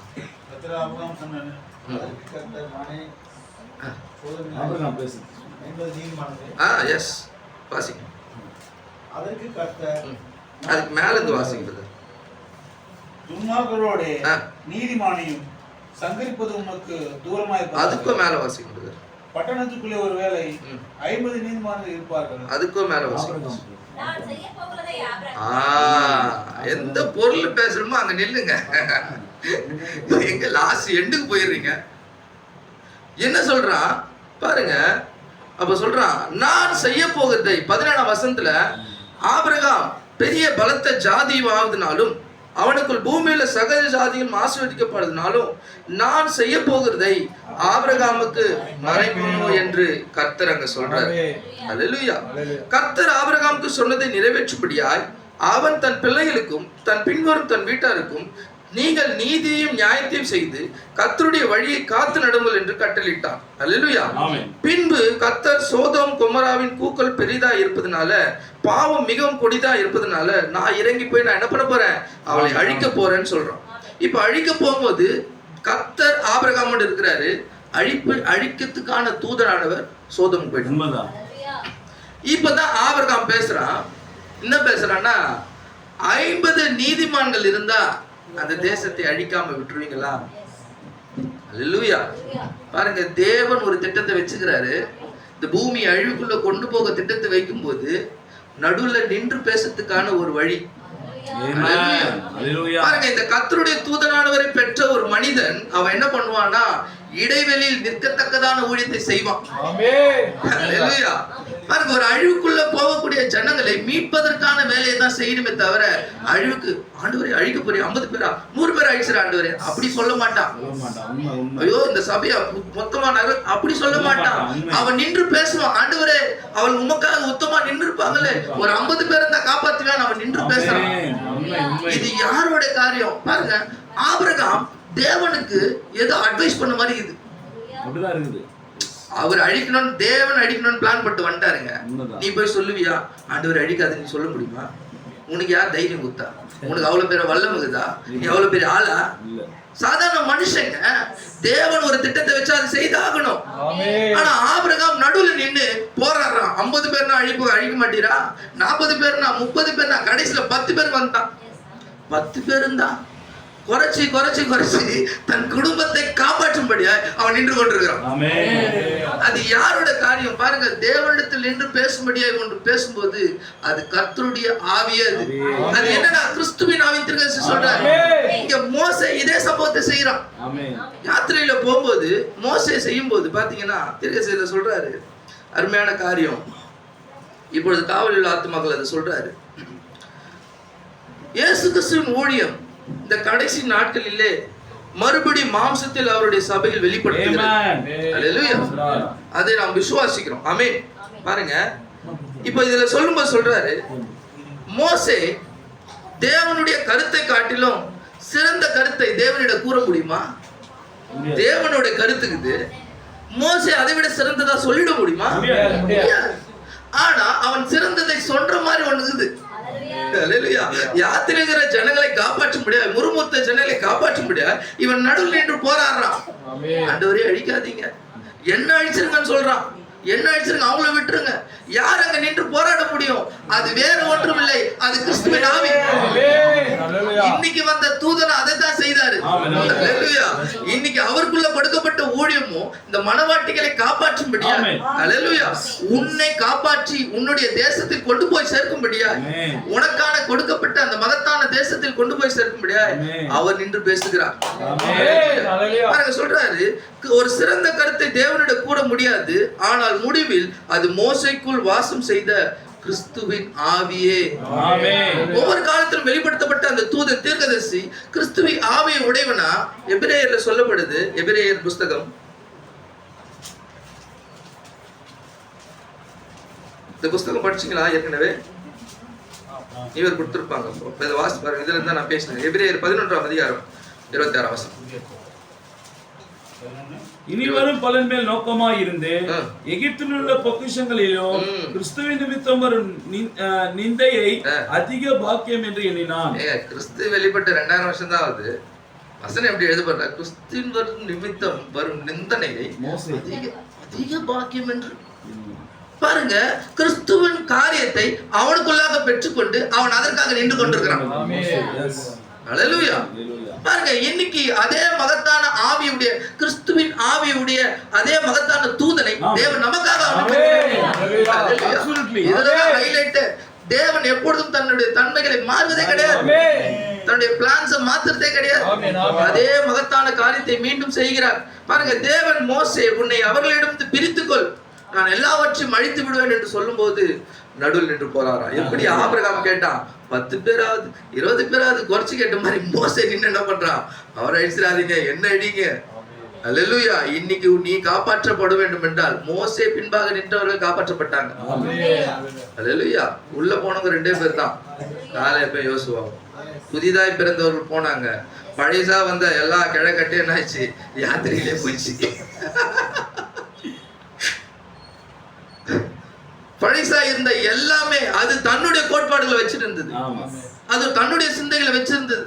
போன வாரம் புதன்கிழமை பேசினேன். சிறு வயசுல மோசே அழகுள்ளவன் என்று பார்க்கும்போது அந்த குழந்தை காப்பாற்ற வேண்டும் என்று மீரியாம் துடிக்கிறான். வா, மோசேவெல்லாம் அனுப்பாதப்பா, திருசி பேசுற. மோசேலாம் எனக்கு மோசே வேணும், மோசே இருக்கு, ஏன்னா ரொம்ப அழகா இருக்கிறான் தம்பி, அவனை பாதுகாக்கணும்னு அக்கா துடிக்கிறான். மோசே தம்பி, அக்கா துடிக்கிறா. ஆரோன்னு அவன் கூட நின்று பாக்குறான். இது எல்லாம் பிறப்புல இருந்தே வருது. ஆனா யாத்திரையில போகும்போது தூதனை காண தவறிட்டான். யார வந்து பிடிக்கணுமோ அதை விட்டா இவன் தன்னை எழுத்துட்டான். எங்க அவன் பாக்குறா, உலகத்துல பாக்குறா, மோசே என்ன இவ்வளவு ஊழியம் இருக்குதுன்னு சொல்லிட்டு ஒரு கருப்பு கால போயிட்டு கல்யாணம் பண்ணிக்கினான். எத்தியோப்பிய ஸ்திரீயை போயிட்டு கல்யாணம் பண்ணினேன்னு சொல்லிட்டு முறுமுறுக்க ஆரம்பிச்சிட்டான். சப்ஜெக்ட் உங்களுக்கு தெரியும், நான் அது வசந்துக்குள்ள போக விரும்பல. முறுமுறுக்க ஆரம்பிச்ச உடனே தேவனுக்கு பிடிக்கவே இல்லை. முறுமுறுகிற யாருக்கு எதிர்க்காக முறுமுறுக்கிற? தேவனுடைய தூதனுக்கு எதிராக முறுமுறுகிற. தேவன் உனக்காக அனுப்பப்பட்ட வார்த்தைக்கு எதிராக முறுமுறுகிற. என்ன இது அச்சமில்லாத சர்ச்சு, இதுக்குள்ள வந்தாதான் சுகம் கொடுப்பாங்களாம், இதுக்குள்ள வந்தாதான் ஜெபிப்பாங்களாம். இந்த முறுமுறுப்பே இருக்க கூடாது. தேவனுடைய சத்தத்தை இங்க இருந்து பிரசங்கிக்கப்படுது. இது அவருடைய சத்தமோ அல்லது எங்களுடைய சத்தமோ கிடையாது. இக்காலத்துக்குரிய தேவனால் அனுப்பப்பட்ட தூதனுடைய சத்தமாக இதுக்கு முறுமுறுத்தா கண்டிப்பா அவன் நடிப்பார். இதுதான் அவர் ரொம்ப ராவா சொல்றாரு. அது நமக்கு கஷ்டமாகுது. அவர் பேசும்போது எனக்கே கஷ்டமாகுது, ஆனா வேற வழி கிடையாதுங்க. அல்லேலூயா. இதை கேட்டுக்கொண்டு நீ சரி செய்து கொண்டா உனக்கு ஜீவனுங்க. நீ இதை கேட்டுக்கொண்டு நீ விலகி செல்லும் போது ஜீவன் எல்லாம் போயிடுவ, நரகத்துக்கு போயிடுவ. அதுக்காக தான் சொல்ற, நீ சாக்கு போக சொல்லின்னு நீ உன்னையே நீயே வார்த்தையிலிருந்து பிரித்து கொள்ளாத. சாக்கு போக்குனால நீ தேவனத்திலிருந்து ஒன்றை பெற்றுக்கொள்ள முடியாது. மீரியாம் தூதனுக்கு விரோதமா பேசும்போது fraction of secondல என்ன பண்ணிட்டா, குஷ்டரோகத்தை பெற்றுக்கொண்டா. இந்த குஷ்டரோக சரி பண்ண மீண்டும் யார்கிட்ட வரணும்? வேற வழியே கிடையாது. நீ வேற ஒரு வழியில போயிட்டு அது வெண்கல சர்பத்தை போயிட்டு தொட்டு கும்பிட்டு குணமாகிட்டு நினைக்காத. திரும்பி எந்த வழிதான்? தூதன் கிட்ட தான் வந்தாகணும். திரும்பி மோசே கிட்ட வந்து அழுவுறா. மோசே தேவனுடைய சமூகத்தை தழுவுறான், பெந்தைக்கோஸ்து நீங்குது. வேற வழியே கிடையாது. உன்னை காப்பதற்காக, உன்னை கொண்டு போய் சேர்ப்பதற்காக தேவன் ஒரு தூதனை வைத்திருக்கிறார். பாருங்க, இப்பொழுது இதை கரெக்டாக தீர்க்கதரிசி அருமையாக பேசிக் கொண்டிருக்கிறார். இந்த மகத்தான வேலையில இந்த கடைசி யுகத்தில் நாம் வாழ்ந்து கொண்டிருக்கும் போது இக்காலத்தில் வெளிப்படுத்தப்பட்ட தேவன், வார்த்தையாக வெளிப்படுத்தப்பட்ட தேவன், இதெல்லாமே ஒரு நிழலாட்டமா இஸ்ரவேல் ஜனங்கள் இருந்தது. இன்றைக்கு அவர் ஆவிக்குரிய விதத்தில் இதை செய்து கொண்டிருக்கிறார். அல்லேலூயா. சொல்றார், நான் சொல்லல, அவர் சொல்றாரு, இந்த தூதனானவர் உனக்கு முன்னே செல்வார் செய்தியில இஸ்ரவேல் புத்திரர்களை எகிப்திலிருந்து வெளியே அழைத்து அது வாக்குத்தத்தம் பண்ணப்பட்ட தேசத்திற்கு வழிநடத்தி சென்ற உடன்படிக்கையின் தூதனா இருந்து அது வெறும் நிழலாட்டு மாத்திரமே. அவர் இப்பொழுது இயற்கையான விதத்தில் செய்தது போல இன்றைக்கு அவர் அதை ஆவிக்குரிய விதத்தில் செய்து கொண்டிருக்கிறார். அல்லேலூயா. எல்லா தேவைகளையும் செஞ்சித்தார். வாக்குத்தத்தம் பண்ணின எல்லாவற்றையும் அவர்கள் நிறைவேற்றினார். தண்ணீர் தேவைப்பட்டது, தண்ணீர் கொடுத்தாரு. கண்மல்ல இருந்து அதை பெற்றுக்கொண்டாங்க. வானத்திலிருந்து மன்னா பொழிந்தது, உணவு பெற்றுக்கொண்டாங்க. தண்ணீர் கசப்பா இருந்தது, மதுரமா மாத்தினாரு. அவருடைய தேவைகள் ஒவ்வொன்றும் சின்ன சின்னதை கூட சந்தித்தாருங்க. நீ நினைக்கிற தேவன் என் வாழ்க்கையில இதை சந்திக்கல நினைக்காத, சந்திக்க முடியும். நீ அவரை சரியான வழியில் பெற்றுக்கொள்ள, நீ அவரை சரியான வழியில் நீ ஃபாலோ பண்ணும்போது அதை பெற்றுக்கொள்ள முடியும். பாருங்க, சொல்றாரு, இது எல்லாவற்றும் தேவன் அவர்களை பாதுகாத்து வாக்குத்தத்தம் பண்ணின தேசத்துக்கு கொண்டு போகும் மட்டும் அதை செய்து கொண்டே இருந்தார். அல்லேலூயா. இஸ்ரவேல் ஜனங்களை வழிநடத்தின அதே தேவ ஆவியானவர் தான் இன்றைக்கும் சபையை வழிநடத்துகிறார். அல்லேலூயா. பாருங்க, நம்மை இந்த ஸ்தாபன சபை கட்டுகளிலிருந்து வெளியே கொண்டு வந்து மீண்டும் மகத்தான தேவரின் சமூகத்துக்குள்ளே போகும்படியாய் வாக்குத்தத்தம் பண்ணப்பட்ட தேசத்தை கொண்டு சேர்க்கும்படியாய் நமக்கு ஒரு வழி வைத்திருக்கிறார். அல்லேலூயா. பாருங்க, எந்த வழி, அதை நாம் எதவாய் பெற்றுக்கொள்றோம்னா யோவான் 14ஆம் அதிகாரம் 2ஆம் வசனம். இன்னைக்கு ஆவிக்குரிய விதத்துல இருக்கும்போது நீ மாம்சத்தை குறித்து மட்டும் நோக்கி பார்த்து இருக்காத. எனக்கு கார் வேணும், எனக்கு பங்களா வேணும், எனக்கு வீடு வேணும், அது கிடையாது. மாம்சம் மாம்சம் மாம்சம். அன்னைக்கு மாம்சத்தை பார்த்தா செத்து போனானுங்க. யாத்திரையில வந்த தூதனை விட்டானுங்க, தேவனுடைய பிரசனத்தை விட்டாங்க. மேல இருந்து தூதன் இறங்கி வராரு சீனாய் மலையில இருந்து. அவன் ஃபுல்லா பிரசன்னமாகுது, தேவனுடைய பிரசனத்துல நிரம்பி வரான். முகமுகமாய் கண்டு முழுமையாக பிரசனத்துல நிரம்பி முக்காடு போட்டுன்னு வரான், எவனும் செத்துற கூடாது. வந்தவன் பார்த்தா உடனே ஒரு குட்டி, ஒரு கண்ணுக்குட்டியை ரெடி பண்ணி வச்சுக்கிறான். இவனுக்கு பழக்க வழக்கம் என்னன்னா கண்ணுக்குட்டி வெட்டி வெட்டி பழக்கம். சரி, அவர் வரு வரைக்கும் ஒண்ணு வச்சு என்ன பண்ணிடலாம், கும்பிட்டுக்கலான்னு பண்ணிட்டான். இன்னைக்கு ஜனங்கள் அதுதான். தேவன் வந்து பாருங்க, இன்னைக்கு தீர்க்கதரிசி தூதனை அவர் காட்டும் போது அதை வணங்க ஆரம்பிச்சாங்க. அது வேற விதத்துல இருக்குது. தூதனை வணங்கினா கூட பரவாயில்ல, சும்மா கத்தெல்லாம் பாஸ்டர் வணங்கி உட்காந்துக்கிறான். ஐயா உங்க காலதாயா தொட்டு கும்பிடணும். டீகனை வணங்கி கும்பிடுறான். யாரு பணக்காரனா இருக்கணும் அவனுக்கு அவன் காலையில உட்காந்து. ஏழ்மையான பாதரை, ஏழ்மையான பாஸ்டர் தெரியாது அவனுக்கு.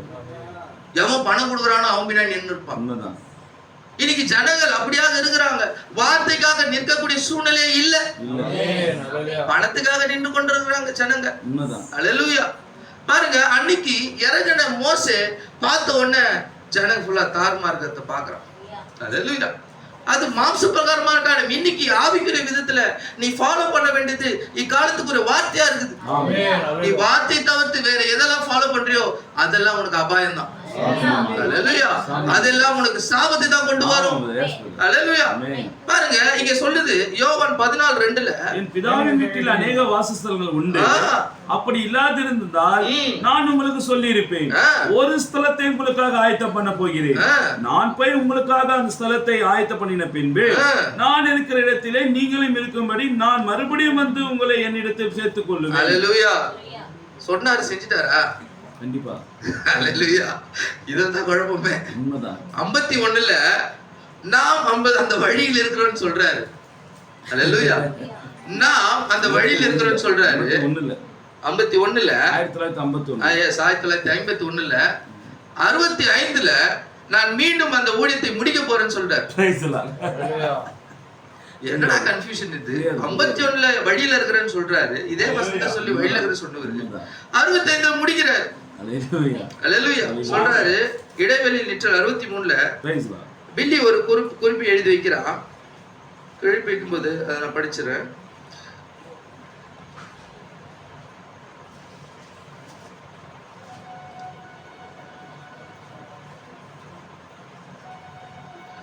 இந்த கோட்ஸ் எடுத்தாலே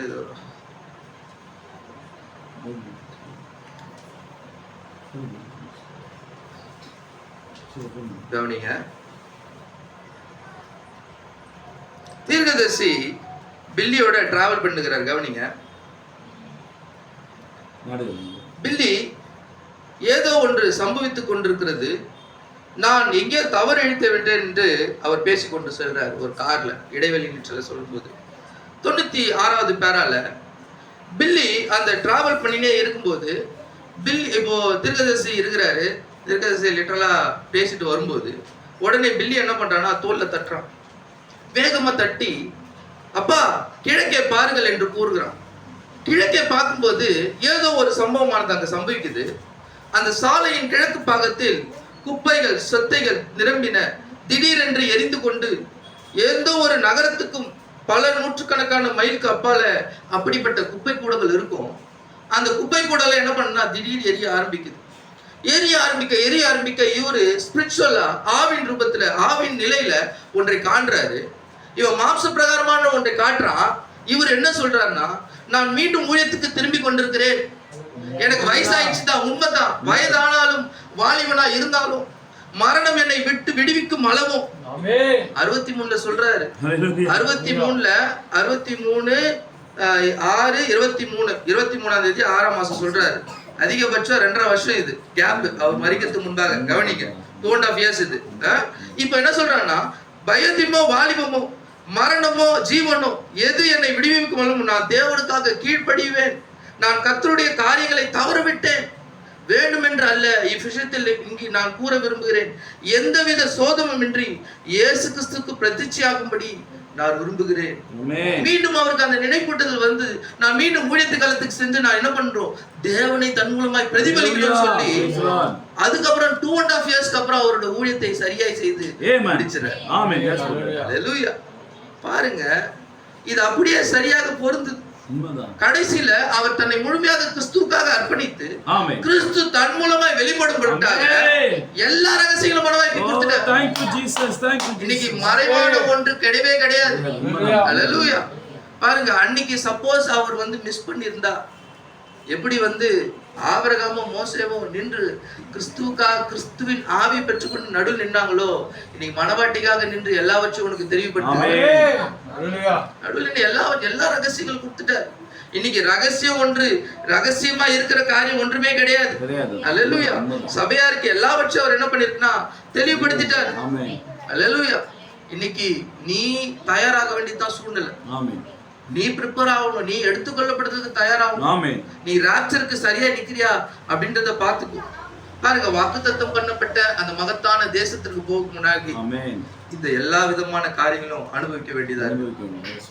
ஹல்லேலூயா.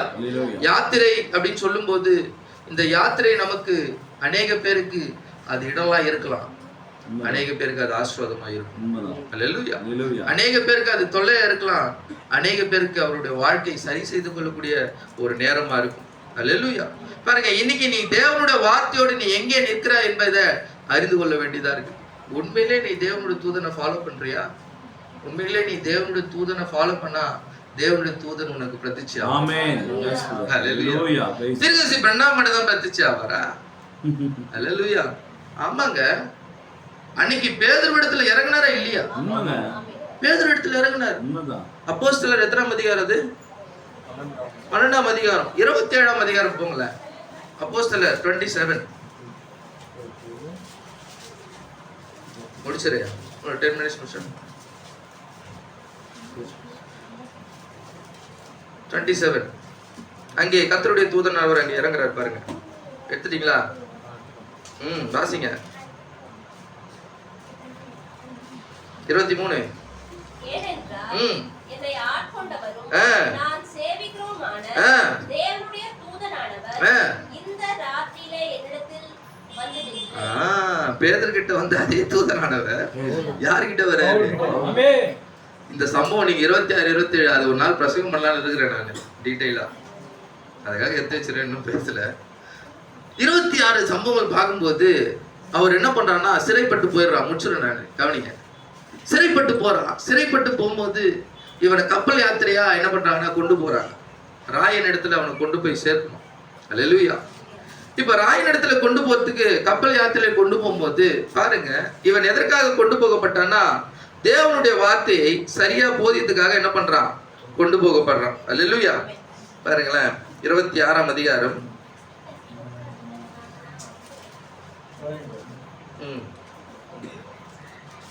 அது இல்லையா,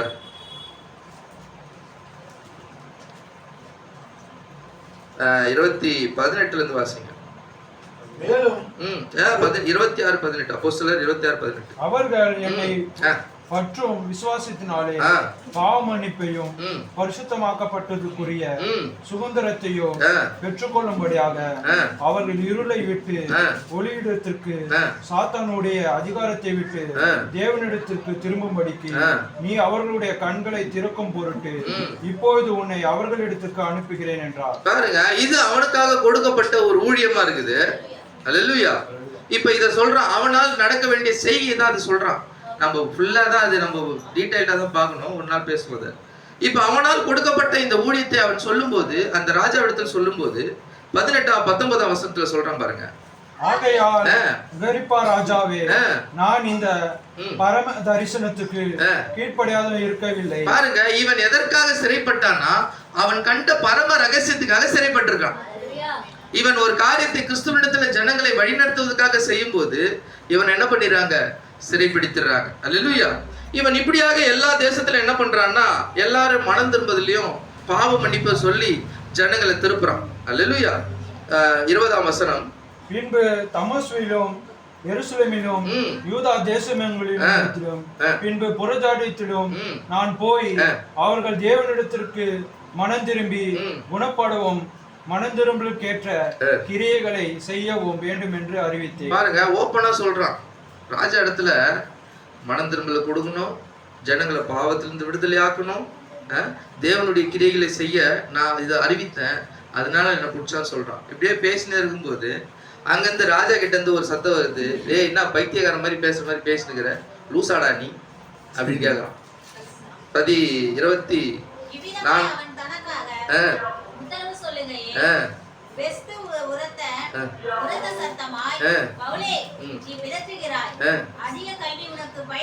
ஏய், நீ ரொம்ப பஸ்ட்டுக்கிற, அதான் ரொம்ப பேசினுக்கிற, ரொம்ப செய்தி பஸ்ட், நீ ரொம்ப பேசுவ நீ. பவுலுக்கு சொன்ன விஷயம் இது, நமக்கு கிடையாது. பவுலே சொல்லிக்கிறாங்க, நீ ரொம்ப செய்தி பட்ச மாதிரி எல்லாம் பேசினுக்க, அது உனக்கு ஒன்றும் தெரியாது, உன்னை விட 50 வயசு எக்ஸ்பீரியன்ஸ் எல்லாம் இருக்கிறாங்க, நீ நான் ரொம்ப வீடியோ போட்டு பேசின உட்காந்துருக்க, உன்னை விட அதிகமா எல்லாருக்கும் தெரியும். பவுலுக்கு சொன்னாங்க, டேய் நீ ரொம்ப பஸ்ட பைத்திய மாதிரி பேசினுக்காத. உடனே அவன் அதுக்கு ரிப்ளை பண்றான் பாருங்க. 25 இவன் வந்து நல்ல நார்மலா தான் இருக்கிறான். ரெஸ்பெக்ட் எப்படி கொடுக்குறான் பாருங்க. கணம் பொருந்திய பெஸ்துவே,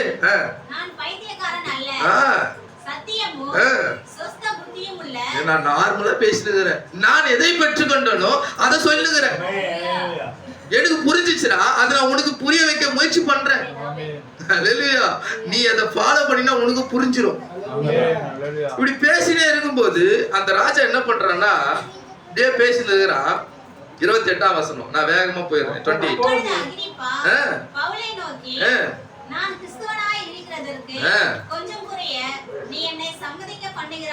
பாருங்க, ஜட்ஜ்மெண்ட்ல நின்று பேசினுக்கிறான். பேசி பேசி அகிரிப்பா ராஜாக்கு என்ன வச்சு கிறிஸ்துவ மாறன் என்ன வந்துச்சு. பேசி பேசி என்ன ஆயிடுதுன்னா அவன் கிறிஸ்துவ மாறன் என்ன வந்தது. ஏய், நீ பேச பேச பார்க்கும்போது நான் வந்துடுவோம் போல இருக்குது உள்ள, நீ பேசுற செய்தியை பார்த்தா நான் இதெல்லாம் நம்பிடுவோம் போல இருக்குதுன்னு சொல்றான். அல்லேலூயா. பாருங்க, இந்த காரியத்துக்காக தேவனுக்காக நின்ற மனிதனை அவன் கொண்டு போகும்போது பாருங்க, அவன் வார்த்தையோடு நின்றான். பவுல் அவர் தேவனுடைய சத்தத்துக்காக அவன் பெற்றுக்கொண்ட பரம ரகசியத்துக்காக நிற்கும் போது அங்கே கர்த்தருடைய தூதனானவர் அவனை காப்பாற்றி இருக்கிறார். அல்லேலூயா. பாருங்க, அந்த கடல் கொந்தளிக்குது. 27ஆம் வசனம் முடிச்சுறேன் நான், இதை நம்ம டீட்டெயிலா பேச முடியாது. 27ஆம் அதிகாரத்துல கடல் கொந்தளிக்குது. எல்லாமே ரொம்ப எல்லா ராஜாக்களும் என்ன பண்றாங்கன்னா அங்க இருந்த ராஜாக்கள், அங்க இருந்த அதிகாரிகள், 100 அதிபதிகள், அந்த கப்பலுடைய ஓனர் எல்லாரும் பயப்பட்டு என்ன பண்றதுன்னே தெரியல. அப்பதான் சொல்றாரு பவுல் சொல்றான், பவுல் நான் பார்த்த தரிசனம், யாரும் கவலைப்படாதீங்க, உங்க பிரேதம் ஒன்றும் என்ன பண்ணாது, சேதப்படுத்த முடியாது. நான் ஏன்னா தேவனிடத்துல இருந்து பெற்றுக்கொண்டு சொல்லும் போது பவுலோட சத்தத்தை கேட்க மாட்டான், வேற எதிர் திசை நோக்கி ஓட்டினுங்கிறான். நின்று எங்க போவாத ஓரமா செலுத்துன்னு சொல்லும்போது அவன் மாட்டு கப்பலை செலுத்துறான். இன்னைக்கு தேவனுடைய சத்தத்தை பெற்றுக்கொண்ட ஒரு மனிதன் நீ சரியா ஃபாலோ பண்ணும்போது நீ அங்கே நிக்கணும். உன் இஷ்டத்துக்கு ஒண்ணு செய்யக்கூடாது. பவுல் ஒரு தரிசனத்தை பெற்றுக்கொண்டு தேவனோட இடை பெற்று ஒரு வழி சொல்றான், இவனுக்கெல்லாம் தடுக்கிறான். இல்ல இல்ல அந்த வழி கிடையாது. இன்னைக்கு நீ சரியா அந்த வார்த்தையை பெற்றுக்கொண்ட மனிதனை ஃபாலோ பண்ணணும். இல்லனா நீயும் தார்மாராக்கப்பட்டுருவ. அல்லேலூயா. இப்போ அவனை ஃபாலோ பண்ணும்போது அவன் சொல்றான் பாருங்க 23ல. இப்போ அவன் என்ன ஆகுதுன்னா அங்க 20ஆம் வசனம் வாசிங்களேன். 27-20. எஸ். அநேக நாள் சூரியனாவது நட்சத்திரங்களாவது காணப்படாமல் மிகுந்த பெருங்காற்று மழையும் அடித்துக் கொண்டிருந்தபடினால் இனி தப்பி பிழைப்போமோ என்று நம்பிக்கை முழுமையும் அற்று போயிற்று. எல்லாருக்கும் முழுமை எந்த நம்பிக்கையும் கிடையாது. கண்டிப்பா கடலை செத்து சாவ போறேன்டா. கப்பல் ஓனரும் நம்பிட்டான், நூற்றுக்கு நம்பிட்டான், ராஜா நம்பிட்டான், எல்லாரும் நம்பிட்டாங்க. அல்லேலூயா. பாருங்க 21ஆம் வசனம்.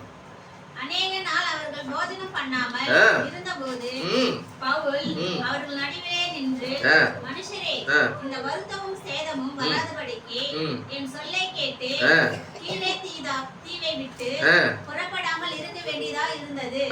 ஆகிலோ திடமனதாய் இருங்கள் என்று இப்பொழுது உங்களுக்கு தைரியத்தை சொல்லுகிறேன். கப்பல் சேதமே அல்லாமல் உங்களில் ஒருவனுக்கு பிரேத சேதம் வராது. பாருங்க, தேவனுடைய தரிசனத்தை கண்ட ஒரு மனிதன் அங்க மகத்தான விஷயத்த சொல்றான். என்ன நடக்க போகுதுன்னு சொல்றான். கப்பல் சேதம் தான் இருக்கும், பிரேத சேதம் இருக்காது, பிராண சேதம் வராது அப்படின்னு சொல்லும் போது அவன் நம்பவே மாட்டாங்க. அப்பதான் அவன் சொல்றான், அவன் யார் இடத்துல அதை பெற்றுக்கொண்டான் என்பது விவரமா காண்பிக்கிறான். அவன் பெற்றுக்கொண்ட கர்த்தருடைய தூதனானவர் அவனுக்குள்ள இருக்கிறத அவன் விவரமா சொல்றான் பாருங்க. அப்பதான் சொல்றான், நான் சேவிக்கிறவருமான தேவனுடைய தூதனானவர் இந்த ராத்திரியில என்னிடத்தில் வந்து, பயப்படாதே பவுலே, பயப்படாதே, நீ ராயனுக்கு முன்பாக நிற்க வேண்டும். இதோ உன்னுடனே கூட யாத்திரை பண்ணுகிற யாவரையும் தேவன் உனக்கு தயவு பண்ணினார் என்றான். பாருங்க, இன்னைக்கு அந்த பவுலோட வார்த்தை கேட்டு சரியா நின்றிருந்தா காப்பாற்றப்பட்டிருப்பாங்க. ஆனா பவுலோட வார்த்தை கேட்காம தூரம் போகும்போது அங்க எல்லா ஜனங்கள் என்ன பண்றாங்க, அழிக்கப்படுறாங்க. இன்னைக்கு ஒவ்வொரு காலகட்டத்திலும் தேவன் அப்படியாக தேவனுடைய தூதன் மூலமாய் ஒரு வழியை உண்டு பண்ணி ஒரு பாதுகாப்பை நமக்கு வைத்திருக்கும் போது அந்த பாதுகாப்பை விட்டு ஜனங்கள் தவறி போக முயற்சி பண்றாங்க. தங்களுடைய கருத்துக்களால, தங்களுடைய எண்ணங்களால, தங்களுக்கு வந்த மனிதனுடைய சிந்தைக்கு மூலமா என்னெல்லாம் செய்ய முடியுமோ அதெல்லாம் செய்யறாங்க ஜனங்கள். இல்ல, தேவனுடைய கிரியை நீ காண வேண்டும் என்றால் தேவனுடைய வார்த்தையில் நிலைத்திருக்க வேண்டியது. தேவனுடைய சத்தத்துக்கு நீ கீழ்ப்படியும் போதுதான் தேவன் உன்னோடு இடைப்பட முடியும். அல்லேலூயா. அன்னைக்கு அந்த கர்த்தருடைய தூதனானவரோடு அவர்கள் நின்று கொண்டிருந்தா அன்னைக்கு அந்த யாத்திரையை சரியா முடிச்சிருப்பாங்க. யாத்திரைக்காக வெளியில வந்தவங்க யாத்திரையை பார்க்காம, யாத்திரையின் முடிவு பார்க்காம போயிட்டாங்க. அல்லேலூயா. வனாந்திரத்துல அழிக்கப்பட்டாங்க. எல்லா தேவனுடைய சத்தத்துக்கு விலகி போனாங்க. ஆனா உள்ள போனவங்க கர்த்தருடைய தூதனோடு வார்த்தையோடு நின்றவர்கள் உள்ள போனாங்க. அல்லேலூயா. இன்னைக்கு இக்காலத்தில் வெளிப்படுத்தப்பட்ட தூதனோடு நீங்க நில்லுங்க. அவரால் சொல்லப்பட்ட வார்த்தையோடு நில்லுங்க. அவர் அவருக்கு மட்டும் வெளிப்படுவது கிடையாது, நமக்கும் அவர் வெளிப்படுகிறார். அல்லேலூயா. இன்னைக்கு நீ உத்தம இருதயத்தோடு கர்த்தருடைய தூதனை சந்திக்க வேண்டும் என்றால் நீ உண்மையான இருதயத்தோடு உன் தேவைக்காக நிற்கும் போது அவர் இடத்துல வெளிப்படுத்தும். அல்லேலூயா. தூதன் ரெக்கடிச்சு நீ இறங்கி வருவார்லாம் நினைக்காத. அல்லேலூயா. ராக்கெட்ஸ் எல்லாம் வர மாட்டாரு. அல்லேலூயா. மனித தூதனா தான் வெளிப்பட்டார். பாருங்க, ஆதியாகமத்துல காலையில பேசுறேன். ஆதியாகமத்துல 3 தூதர்கள் இறங்குனாங்க. ஒருத்தனை பார்த்து மம்ரேன் சமூவேல் ஆண்டவரேன்னு சொன்னா 2 பேரை லார்ஜ்ன்னு அவன் அழைக்கல. 2 பேர் தூதர்கள் தான். அவன் கூப்பிட்டது யாரு? ஆண்டவரே, ஆண்டவர் மார்களேன்னு சொல்றான். ஒருத்தர் மட்டும் என்ன பண்றான்? ஆண்டவரே சொல்றான். இந்த 2 தூதர்கள் போனாங்க லோத்தை சந்திக்க, சோதோமுக்கு. அங்க போன உடனே தூதர் இறங்கினது அங்க காட்டுவாங்க. அவர்கள் தப்பிக்கும் போது அந்த தூதனானவர் என்னவாயிடுவார்னா, புருஷர்கள் அவர்களை கைத்திருக்க என்ன பண்றாங்க, தரத்தர எடுத்துட்டு போவாங்க. புருஷர்கள் எங்க வந்தாங்க? போன தூதர்கள் தானே. ஏன் புருஷர்கள் சொல்லப்படுது? தூதனா ரெக்கேஷன் எல்லாம் வர மாட்டாங்க, மனித தூதனாய் வந்தான். அல்லேலூயா. இன்னைக்கு வார்த்தையின் பக்கமாய் திருப்ப, வார்த்தையின் பக்கமாய் இழுக்க, இன்னைக்கு உனக்கு ஒரு மனித தூதன் வந்திருக்க. அல்லேலூயா. அந்த மனிதனுடைய தூதனின் சத்தத்தை நீ கேட்டு வழிநடத்தும் போது உண்மையிலே கர்த்தருடைய தூதனான உனக்கு உன் தேவைகளை சந்திப்பார். அல்லேலூயா. கர்த்தர் தாமே ஒவ்வொருத்தரையும் ஆசீர்வதிப்பாராக. God bless you. மகத்தான இடத்தை எனக்காக தந்த சகோதரனுக்காக. மேபி இதை நான் சரியான பொருளா நான் ஒப்பிட்டு காட்டினா எனக்கு தெரியல, தெரிஞ்சது நான் சொல்லியிருக்கிறேன். அதுக்கு மேல உங்க பாஸ்டர் விளக்குவாரு. God bless you. தேவன் தாமே ஒவ்வொருத்தரையும் ஆசீர்வதிப்பார். ஆமென். நான் ஒரு காரியத்தை சொல்ல மறந்துட்டேன். சபையா நீங்க அதிகமாக ஜெபிச்சிங்க, அதற்காக நான் கர்த்தரை ஸ்தோத்திரிக்கிறேன். என்னோட தம்பிக்கு ஒரு ஆண் குழந்தை பிறந்திருக்கு. இந்த காலை வேளையிலே ஆண் குழந்தை பிறந்தது தூத்துக்குடியில. சபையா நீங்க அதற்காக ஜெபித்தீங்க. கர்த்தராகிய இயேசு கிறிஸ்துவிலே நான் நன்றியும் வாழ்த்துதலை தெரிவித்துக் கொள்றேன். God bless you. God bless you. பாஸ்டருக்கும் சபையாருக்கும் நான் இந்த வேளையில நன்றி செலுத்துறேன். தேங்க்யூ.